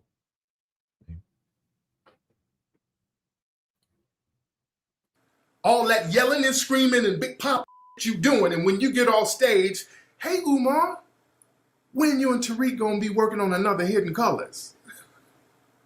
They throw it in your face every day, Umar. Every day, people are reminding you who your daddy is. And your daddy is me, Umar. You're not Papa, Umar, I'm your Papa. You eating off me, Umar. You're eating off Tariq Nasheed, Umar. And I'm looking. I want you to look me in the eyes. And you say it. Just say it and get that off your chest. Don't fight it. I've been eating off Tariq Nasheed. Just say that, dude. Say it. I've been eating off Tariq Nasheed for years. I ain't eating off Umar. I got 2 movies out now, Umar. You ain't in them. That's number 1. You ain't in them. That's the that burns your soul, Umar. Everywhere you go. When I go places, ain't nobody asking about no Umar. They gonna ask about what, your non-existent school? Or when they ask, hey, where that money he stole? That's what they ask me if your name come up. Where's that money he stole? Because I wasn't listening. I was typing, but I now see what people were laughing about. Yeah, okay. I was wondering what in the world. But I'm your daddy, Umar. You're just one of my little that's swimming out there, buddy. You know that. See, Umar thinks he can, somebody in the chat room said it right. Umar does all that tough talk on the internet. That don't work on me. All that, you say my name again. I've been saying your name all day. And that's kind of why I've been going in on his a little bit. And I've still been going on because he's got that. If you say my name, there's going to be some consequences. You say my name, I'm saying your name. Keep saying your name as long as I feel like it. And you ain't going to do a god thing but sit up there wallowing your fat in envy. Yeah. You're going to be sitting there wallowing in envy, Umar. Because the thing is, you've never made any money legitimately. And you see me doing. Yeah, again, I don't agree with that because he did work as a school psychologist. I would consider that to be legitimate income. Very well. Legit is I got several successful projects, businesses, properties. Nobody's ever come out and said I scammed them. I got a very good record of working with people. But you, Umar, everybody you deal with is clowning you. Everybody who you've dealt with in your life is shitting on you, man. There's something to that, and you know it. You know that you up like that. You who's like mad at the world. You mad at the world because you've been a broke, dusty all your life. And you felt like the world owes you because you're a smart dude. You are a smart dude, and you're a teacher. And teachers are really underpaid.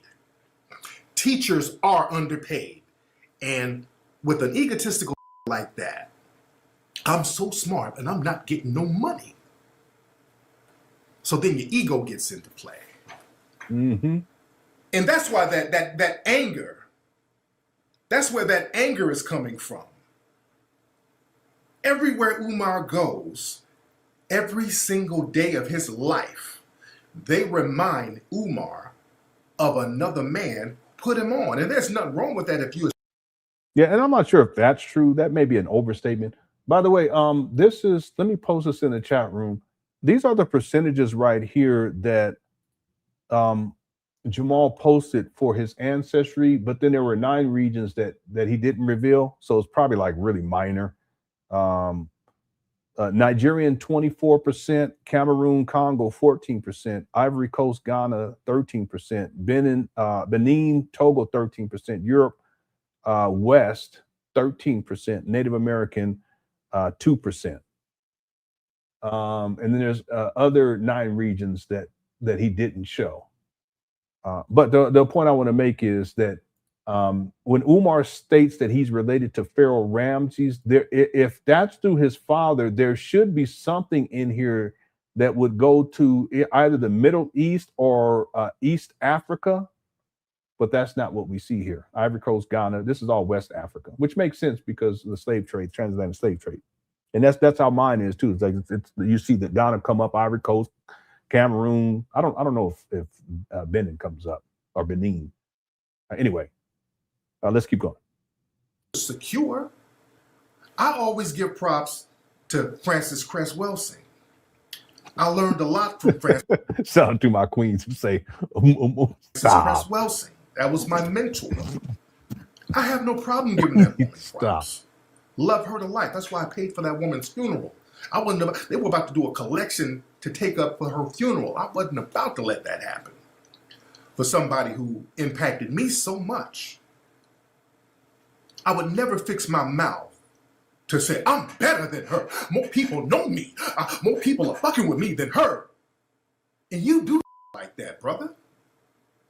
You do little something like that. You dig?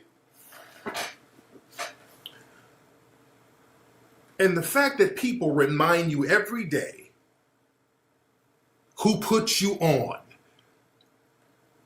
you try to come up with ways to deal with that psychologically. So now you have to say, well, if y'all gonna keep bringing up Hidden Colors, I'm gonna say I made Hidden Colors. Well, if it wasn't for me, Hidden Colors, Hidden Colors would be nothing without me. So now you gotta start lying to yourself. You ain't lying to nobody else, Umar. People know you full of shit. Umar, everybody knows you full of shit. You lying to yourself. You're trying to make yourself feel better. You're trying to make yourself feel better, Umar.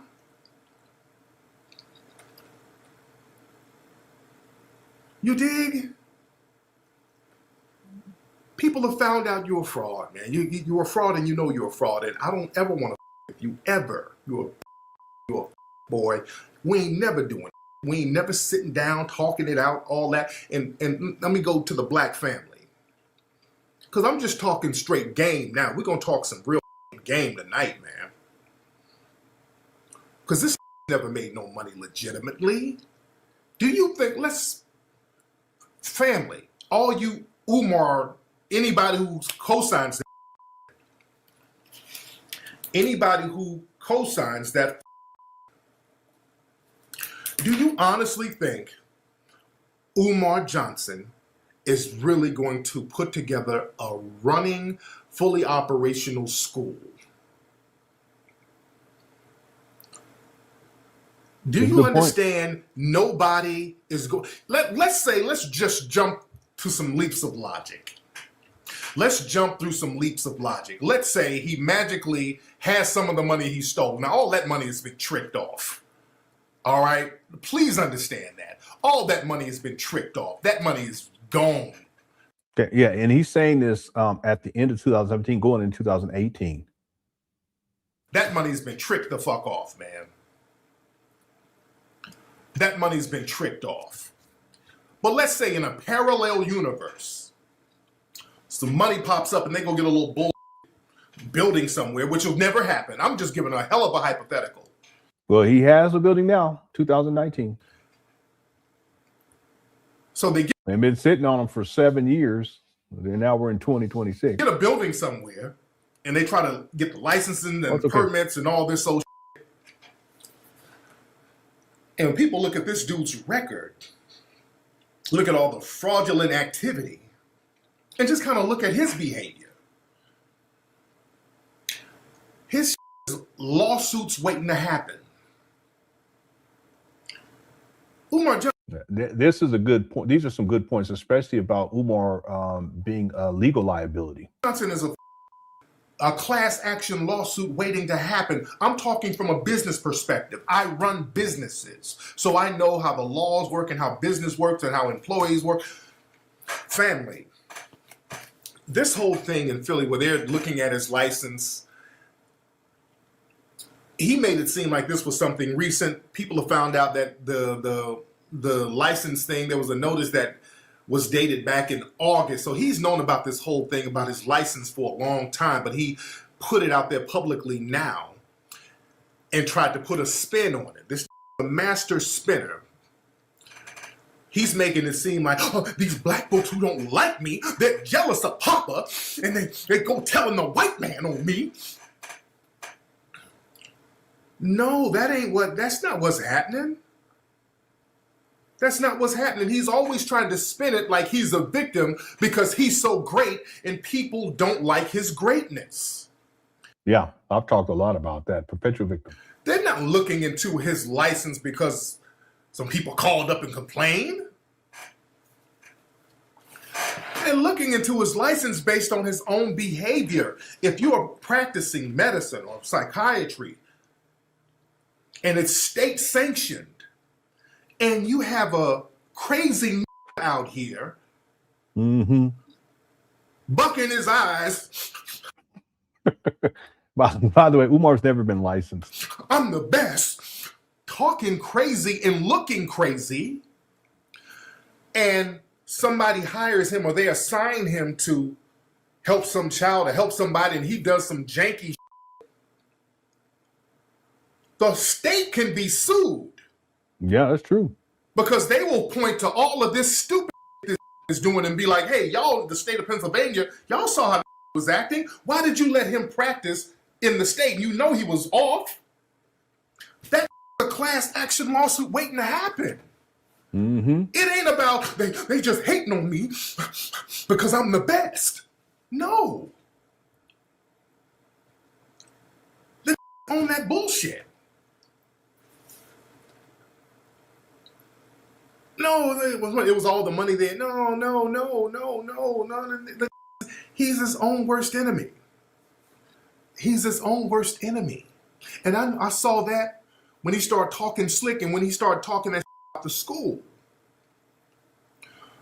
Yeah, the state has to protect the field of psychology. The state has to cover their... You have a state licensed psychiatrist out here yelling and sniffing and talking stupid ass, and people are justifiably filing suits and claims against fraudulent behavior that he's engaging in. Why y'all telling on me? Your coons telling on me. They hate because I'm so great. And we got to get on that because this whole thing where we're supposed to let dust bummy run amok and not Damn. handle them, that's going to have to leave black society. What's up, Natural Charm? Natural Charm is a physician. He's psychologically unfit. This does real reckless bullshit, talks stupid. He's psychologically unfit. The broke bumming mentality is coming out. Yeah, I'm sorry, but I don't know how I found it, but I found Umar's mama's yearbook picture. Yeah, because I was looking for some other stuff, and I just happened to run across it anyway. But the thing is, family, we got this thing in black society, and I've been lighting his up. That's why I'm cool now, because really I'm trying to talk to the family. I'm talking to the family with talking game. I lit his up, roasting his was it yesterday or the day before? That went viral. Me roasting the out of him. That went viral. Yeah, we covered that one. But we're talking some real good game here. But the thing is, look, listen. A lot of folks are saying, "Oh, come on, brother, don't do him like that. Oh, don't do him like that, brother. Come on, man, y'all got to come together, man. I hate to see two strong brothers." And the thing is, y'all said the same about Crispy's done. Or maybe y'all were just trolling. But when people say that, two brothers, two powerful brothers, y'all said the same thing about Crispy. What the f*** are you talking about? Black folks got this thing where we're supposed to just sit there and hold hands with any and every dirtbag. No, we got to stay on code, family. We got to stay on code. What code are you talking about? What code are y'all talking about? There's no honor or code among liars and thieves at the table. You dig? Brothers fighting out here. Look, dude, I'm not going to sit up and let no dust. Shout out to Nipsey Hussle. Nipsey Hussle tried to alleviate some of this. Shout out to Nipsey. But people saying like, "Come on, brother. Y'all brothers, man. Man, we got to learn how to come together. We got to learn how to stop bickering. We got to stop doing this in front of white folks." Whatever that means. What does that mean? Doing it in front. Yeah, I was just looking through. Yeah, I do have ancestry from Benin and Togo. Not a lot, but From white folks. We're in a system of white supremacy, so everything's gonna be around white folks. I don't even know what that shit means. It's like cliches. It's like throwing out a bunch of cliches. But the thing is, yeah, so I have it looks mainly from, I was just looking. I'm sorry about it. I just got blown off. Senegal, and that makes sense because my great grandfather was from the Cape Verde Islands, which is off of the coast of Senegal.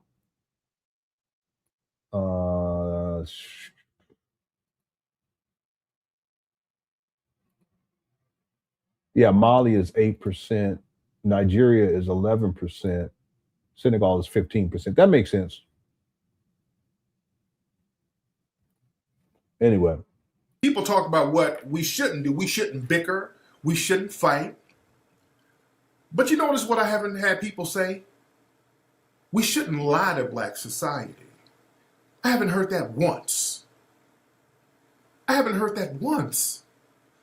We shouldn't steal from people in black society. Haven't heard that. We shouldn't con or scam black people in black society. Yeah, also 4% Cameroon, and then also 4% Western Bantu people. That's in Central Africa. And then Northern Spain, 3%. It says Sephardic Jews in the Eastern Mediterranean, 3%. I don't even know what that is. 2% North Africa.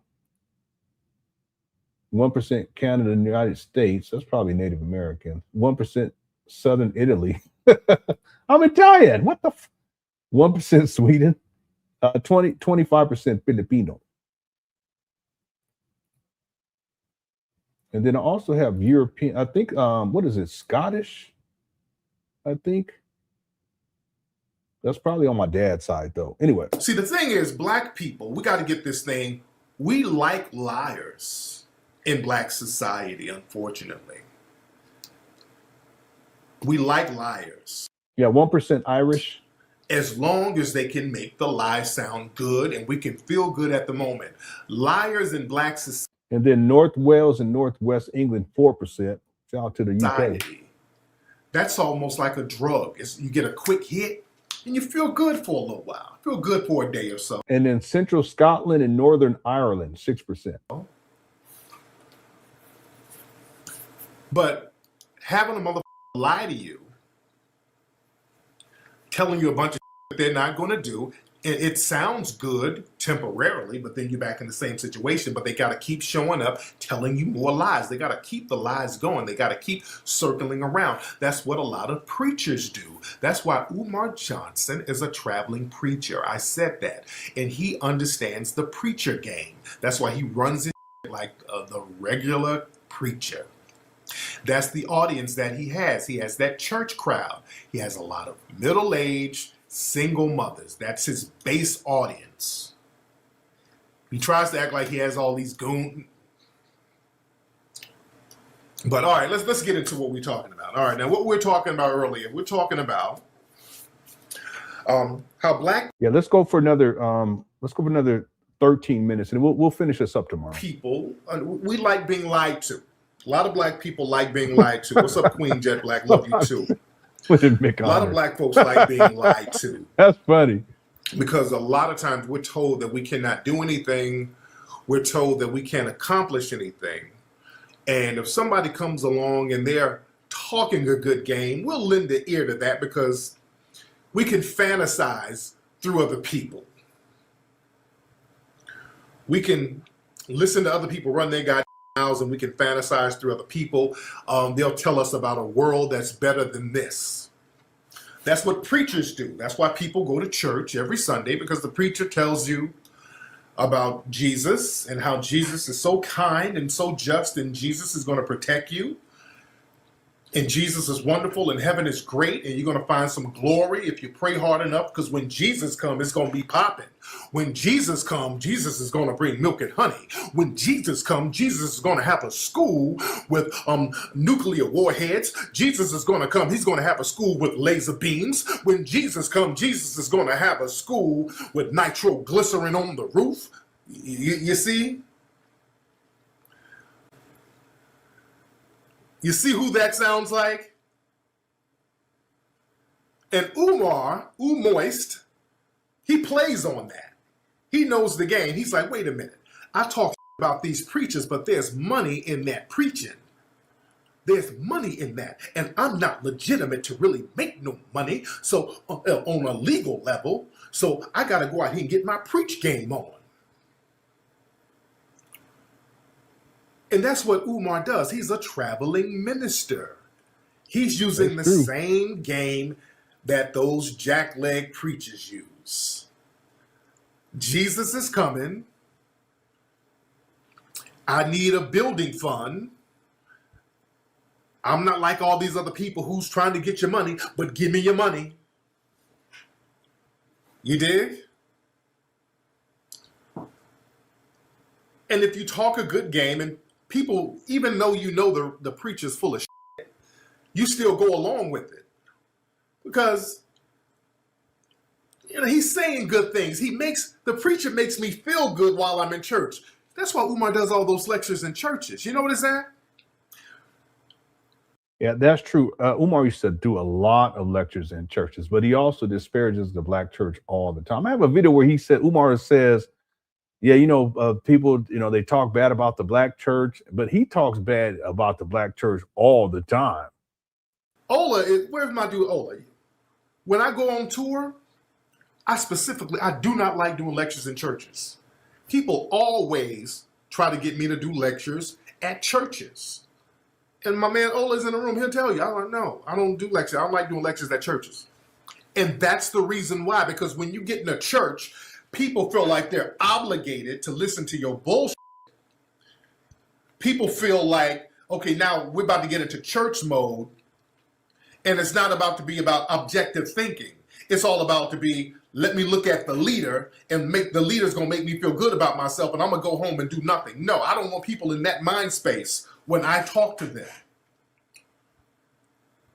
When I talk to people, I always look for feedback. I want to know who's who does what. I like feedback from people so that we can all strategize. I want to see what your mind is like. I want to see what your... Yeah, I'm not sure what he's talking about here. UG Devices, do I gotta say it? No, yeah. expertise is. That's the kind earlier. of vibe that I like to have. I don't want to go and tell you, I'm the best. I'm the greatest. I'm the best. I'm Papa. Ain't nobody better than me. That's not my get down. That's why I don't do in churches like that. And I'm an ordained minister, by the way, and I did it so I can go out there in the field, so I can go to other countries and do work. But I like to strategize. I don't want people getting into that church mindset. I don't want you in that church mindset with me. I want you thinking and strategizing with me. That's why I always say, I'm not your leader. I don't play that leader shit. We're all in a system of white supremacy. I'm not egotistical enough to be, I'm your leader. You need to follow me because I'm the greatest. Out of here. We're all in a system of white supremacy, and we have to all strategize on how to get out of that system and replace it with justice. So I'm real practical with my stuff. You understand that? Yeah, I'm an ordained minister. I'm an ordained minister. I can perform weddings and funerals and all that. You dig? But the thing is, when you have people out here like Umar Bumpy Johnson, who's never done anything really legitimate, this is an opportunity now. You've been in my movie. You have to pretend that you somehow legitimized us and we legitimized you. And you got to go out here scamming for money and scamming people who were legitimized, well, who I legitimized you through, rather. These are people who felt like you were legitimized through me. So I'm bringing an audience and more people to this dude who's scamming them now. You understand? So that's the dilemma. So a lot of times black folks, Umar has also captured some of the church crowd, and that church crowd. Okay, when he's done with talking about this piece, we'll close out. I just want to see if he finishes up with this. Umar as a preacher.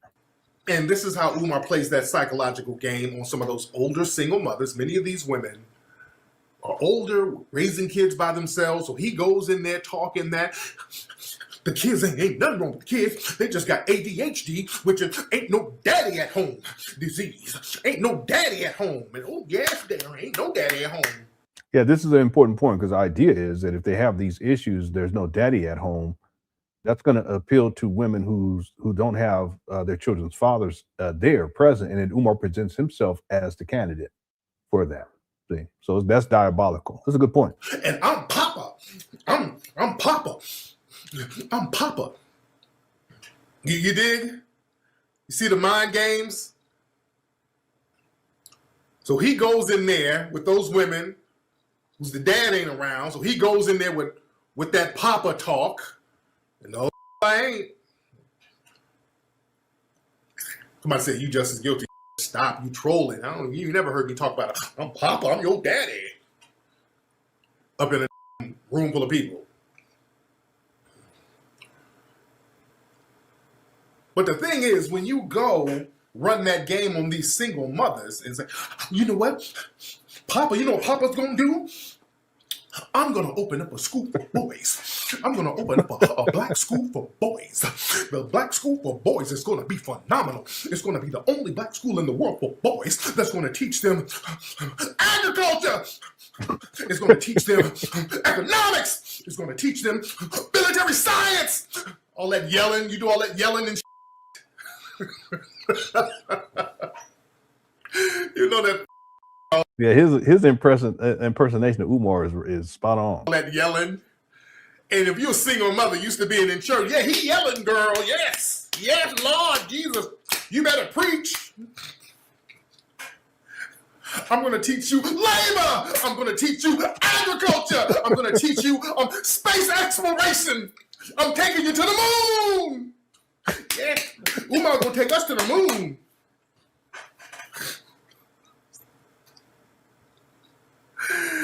All right. Now, I need the money from the church. I need the money. I need this money. And you know, when he did that campaign, he put a date on it. I need the money. I have a school that I'm going to get. I need the money by 30 days. I need the money by 30 days. Yeah, that's a fact. One of the a not well-known fact about the St. Paul's college school scam is that Umar, he was trying to get $1 million in like, it was a matter of weeks, really. And then he just extended it because, you know, and it just went on. But I don't even understand why he thought that he can pull that off in the first place. How are you going to get, you know, $1 million in about a month to place a bid on St. Paul's College when the starting bid was $2.5 million? If I don't get the money in 30 days, I'm going to lose the school. I need this amount of money in 30 days. So people are hurrying up, donating the money. They're like, okay, damn, we put a whole bunch of money down. Oh, man. The cracker saw that I got all that money, and the cracker took it away. The cracker took the school away right when I got the money. See, the crackers... Yeah, Umar did say he came up with this whole elaborate lie that the government was, they came in to try to get the school so that he wouldn't get it. This makes no sense whatsoever. After me, see, the cracker don't want me to have it. They don't want our boys to have a school. They don't want our girls to learn. The crackers don't want our community to rise.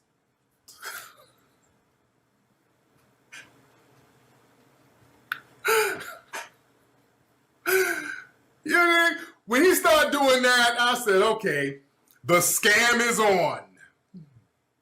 Okay, we'll go for another minute and a half because we're going to get to the 50-minute mark. The scam is on. All right? That's why he does all of that in them churches.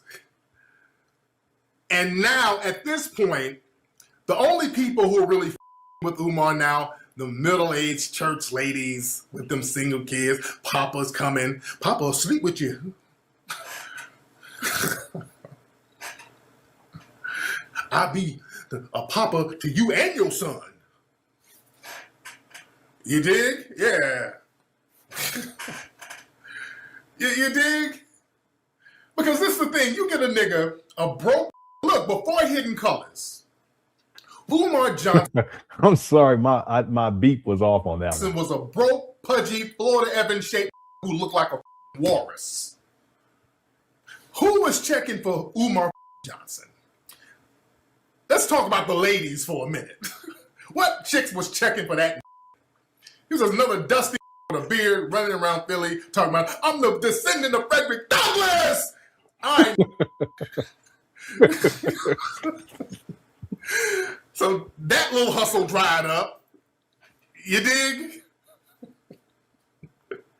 That hustle dried up. So now you put him up on a movie screen.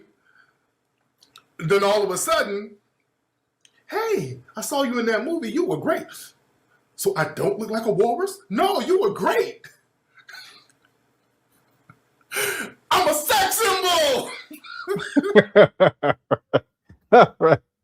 We'll pick it up right here tomorrow. Man, we're about halfway through. So we'll extend this for one more episode. We'll get through this. And the thing is that if we get through this quickly, and we probably won't, but if we get through it quickly, quick enough tomorrow, I'll schedule another live stream right after. And because I wanted to get into the most recent Umar Johnson interviews where he's lying extensively about FDMG. The story that he tells, it's gotten more elaborate about the sabotage. Okay. Mr. Shoemake says these Tariq videos hit different now. He was on point. I thought Tariq was just clowning Umar. He was telling the truth based on personal experience. Yeah, Mr. Shoemake, I think Tariq knows more about Umar than he's let on, and I think he knew earlier on in this whole thing. He in the video that we watched, not yesterday, but the day before yesterday, he kept referencing Umar on the narcotic. Okay, he knows, and he probably knew back then, at least when he did the video. Now, back in 2010, when he interviews Umar, probably not. But like I said, I think Hidden Colors, Umar, not only did he eat off of Hidden Colors, but it propelled him to a level of fame that he didn't expect. He wasn't ready for. And then it also allowed him to gain access to more women around the world. And when he started to speak and get more speaking engagements because of Hidden Colors, and that's the truth, and also because of Sonnet. Sonnet helped to bring Umar, put Umar on too. But mainly, I would propose that it's Hidden Colors, Tariq Nasheed. That as he gained more access to women, he started to indulge in more and more things. And part of that lifestyle is the substance abuse. If you're dealing with random women and such, at a certain point, it's going to be infused into these interactions. There's going to be substance abuse. And so I think that at a certain point, Umar just really went off the rails with that. And that's why we see Umar today, and he's a completely different, not different person, but he's a Pookie. And it didn't appear to me that he was a Pookie back in Hidden Colors. It didn't appear to me that he was a Pookie even in 2012. But I think by 2013, 2012, you start to see him sniffing. And it's just gotten worse and worse and worse. To now, he's smoked out big time. But I think Tariq knew that. I think he at least knew that by 2017. Right. So, I think he knows more about Umar, and he probably has more information about Umar than he's actually told publicly. And I've already expressed this. Tariq could have went in on Umar years before, quite a few years before. When was Hidden Colors 3? Hidden Colors 3 was in 2014. So I would say that he could have probably went in on Umar in 2015, 2016, but he doesn't really go in until the end of 2017. But that's because Umar kept taking shots. But it wouldn't have been a good business strategy to go at Umar in 2014 or 2015 or 16 because Umar's in Hidden Colors 3. Yeah, Paul Mooney was in. Yeah, I didn't know that. Paul Mooney was in Hidden Colors 3. David Banner, Umar, Dick Gregory was in Hidden Colors 3, called The Rules of Racism. Francis Cress Welsing was in it. Khalil Gibran Muhammad was in it. Dr. Joy DeGruy was in it. Carol Anderson and Dr. Valentine was in it too. Yeah. Okay. Yeah. Thanks, Mr. Shoemake. All right. And then the user 225 says, if Tariq clocked this years ago, how Umar Johnson is still here? Well, the thing is that Umar's scam is not dependent on, it's not largely dependent on criticism. In order for Umar to continue it, it's not dependent because he's going to continue it no matter what. And it doesn't matter what I say, what receipts I show, or what Tariq said back in 2017, or what other people who, like there's a brother in Philly that he was one of the forerunners in all of this. A lot of people don't know about that. I don't say it. He asked me to keep him anonymous, but some of you guys know who I'm talking about. But there's people who were around way before, even on social media, people were criticizing Umar, who were actively dealing with Umar and recognized a long time ago, 2004, that he was a scammer and he was a problem in the Black community. But the point is that Umar Johnson's school scam, it's not dependent on criticism. In other words, it doesn't matter how much criticism he receives. There's still going to be people who are going to believe in him. There's still going to be people that's going to send him money. Now, in 2026, does Umar get the type of money that he used to? No. Is that the result of criticism and critics like myself? In part, yes. But there's also just attrition. There are people who after sending Umar money for 2, 3, 4 years, 5 years, they say, hey, wait a minute, there's still no school. And then finally the light bulb goes off and they realize, okay, this is a bunch of bull jive, and they don't support it anymore. And they realize Umar's a scammer.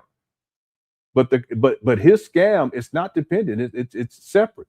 The only difference is that the money is not the same. But he's going to keep running with the scam because this is his main source of income. And he's been at this for such a long time. Umar, he's used to it. And it doesn't matter to him because it's free money. He doesn't have to produce. He doesn't have, and not one black child has been educated, but he can keep asking for money. He can keep asking for money for the next 5 years. It's possible. It doesn't matter how much criticism he receives. Even if he's getting $500 a month. Okay, well, that's $500 a month. It is for nothing. It's still $500 a month in Umar's mind because it was always about the money anyway. You see? Yeah. Thank you, Chuchuba. Derek says, Umar is funny. Pause. Tariq is, yeah. I'm telling you, Tariq, he's hilarious. Yeah, Umar, he could have been a comedian. I think Tariq would have been an even better comedian. Yeah, because Tariq, he knows how to roast. Yeah. Umar doesn't. But Umar, he's naturally funny in a goofy type of way. Thanks, Derek. And then X3, Don says, Trap Boy 2, the FDMG Finesse Daily Money Group. Okay. I haven't heard that one before. Finesse Daily Money Group. And there you have it. Thanks, X3 for the super chat. Okay, thanks everyone for tuning on in. I hope you enjoyed the show. If you enjoyed the show and you haven't hit that like button, make sure you hit that like button. Our goal was 500. We got to 465. I'm thankful for that. Okay, we still have an extremely outside chance to get to 500 by the time I play this outro, but I don't think it's going to happen, but that's okay though. I'm thankful. Kind of. No, I'm just playing. I'm grateful, but not content because I know you got some more to give me than some 466 damn likes. You're going to get some more and some more and some more. That's how we're going to do this, family. You got a problem with it, we can handle that outside. Hit the one. That's what Umar said to his donors. He's so mean. Okay, thank you, guys. Wow, we got to 481. We only need 19 more. Let's see if we can make it happen. Thanks to the moms for handling business. Shout out to everyone inside the Cookie Crush chat. Y'all are awesome. You guys are the best. Cookie Crush chat. It's a bunch of mess. But if we have a good time, that's one thing I can say. We have a good time. Shout out to all y'all. And thanks everyone who sent in super chats, if you sent in super stickers, or if you sent in anything else. Thank you so much for the support humbly, and I'm so appreciative. Okay? And I mean that sincerely. All right, and as we always Ladies, do. If you misbehave, you got to come to the time. Yeah, we had a good time. And you're going to get paddled. Yep. My beautiful African queens, my butter almond and butter pecan, my caramel, my guava. Yeah, next time make it 700. Fudge, my African buttercream, my pina colada, my caramel, my cinnamon, my nutmeg queens. If you misbehave, you got to come and get 3 strokes. I want to say that N-word, but I ain't going to do that. With You the lazy. RBG paddle. Sound like Umar. Thanks, Derek. All right, Black Mars, shout out to Black Mars. That's y'all's principles, the song, Scammer Visions of the album, Banner Records, the record label, and I did the editing. Shout out to y'all. Hope y'all enjoyed that show. That's y'all's principle, not mine. Not mine. That's y'all. Every time I turn around,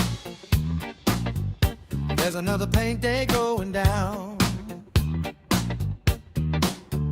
Another speech, yeah, don't another be grand lazy. plan. Don't be lazy. Hit the like button. Another promise that began. Oh man. Talking real big, talking real tall. Got an answer for it all. Everybody looking to see how this story ends, wondering if the school ever opening. You're welcome, Francisca. One Thanks for being here. it's this, next day it's that. Thanks, Kilaga. Everybody laughing in the Cookie Crush chat. Is this the man that claims to be the boss? Every conversation turns into Thanks to a Sean So Power. The mold keeps growing. Sweet deep. The grass need mowing. FDMG keeps rolling on. The Charles Principal. The Charles Principal. The one who's paddling your mom. The Charles Principal. Every week another big reveal. Every donation is money he steals. 5 more likes to 500. Can we do it? Don't do that, Will. Everybody singing while the groove rolls on, trying to figure out what's going on. Yeah, people been asking for it. Yeah, good night, Be Highly Opinionated. Thank you for tuning in. See y'all tomorrow. Always an excuse for the the school's delay. A different explanation every single day. A cell phone and a park is all he needs when he should be applying for jobs on Indeed. The chat Yeah, I see starts when the memes $4.95. start flying. He starts screaming and you know he's lying. Now I see Scrubbing toilets, $4.96. painting mold. Every year Four this more story's lights. getting old. Losing donors day by day. All donations increase his pay. Yeah, thanks, The Mrs. mold keeps Monica. growing. The grass Yeah, I keeps like that growing. part. FDMG Thanks, keeps Wanda. rolling on. That's y'all's principle. There you go. The one who's battling There we go, your principle. mom. That's y'all's principle. Every week another big reveal. Every donation is money he steals. Oh, that's y'all's What's up, Miss Conversion? Tell Aaron I said what's up. One with the TJ. speech for every occasion. Amina. That's y'all's principle. Everybody singing while the They're groove gonna make rolls on. Trying they to got figure out song. what's going on. You welcome. Now Two more likes to 100. I mean to 500. 30-minute lesson. Somebody tell me, is this your guy? 14 years and running with this lie. Cookie Crush chat, break it down. Oh, okay. Yeah, stop Aaron. That's him. Thanks, Queendom. 400. We're 500. Thank you guys so much. Mayonnaise. Y'all the best. Good Crush chat, baby. Appreciate y'all. 500. Next time, make it 1,000. Well, all right, There go then, Umar. y'all's principle. That's when he was in South Africa. Everybody knows my name. That y'all's principle. Yeah, good night, Carlton. Thanks for tuning in. Baba Diddy knows Diddy. Somehow the life's still holding strong. That y'all's Yeah, we have a good time up in here. Dragonito! It's a baby. Thanks for tuning in. Yeah, next time make it 1,000, you lazy mother. The Umar start wearing off on me. You lazy. Do you really think? Do you really think I want to look at that? That's 500. Next time, make it 1,000. He's so Umar's so ungrateful. Okay. On the other hand, thank you guys so much. Okay, we got to 500. Thanks everyone who sent the super chats, super stickers, or anything else. I appreciate it humbly. Stay humble. Have the spirit of appreciation. Okay. All right. I'll be back tomorrow. We'll be back tomorrow. I'll see y'all soon. Enjoy your evening. Love y'all. Take care. Peace.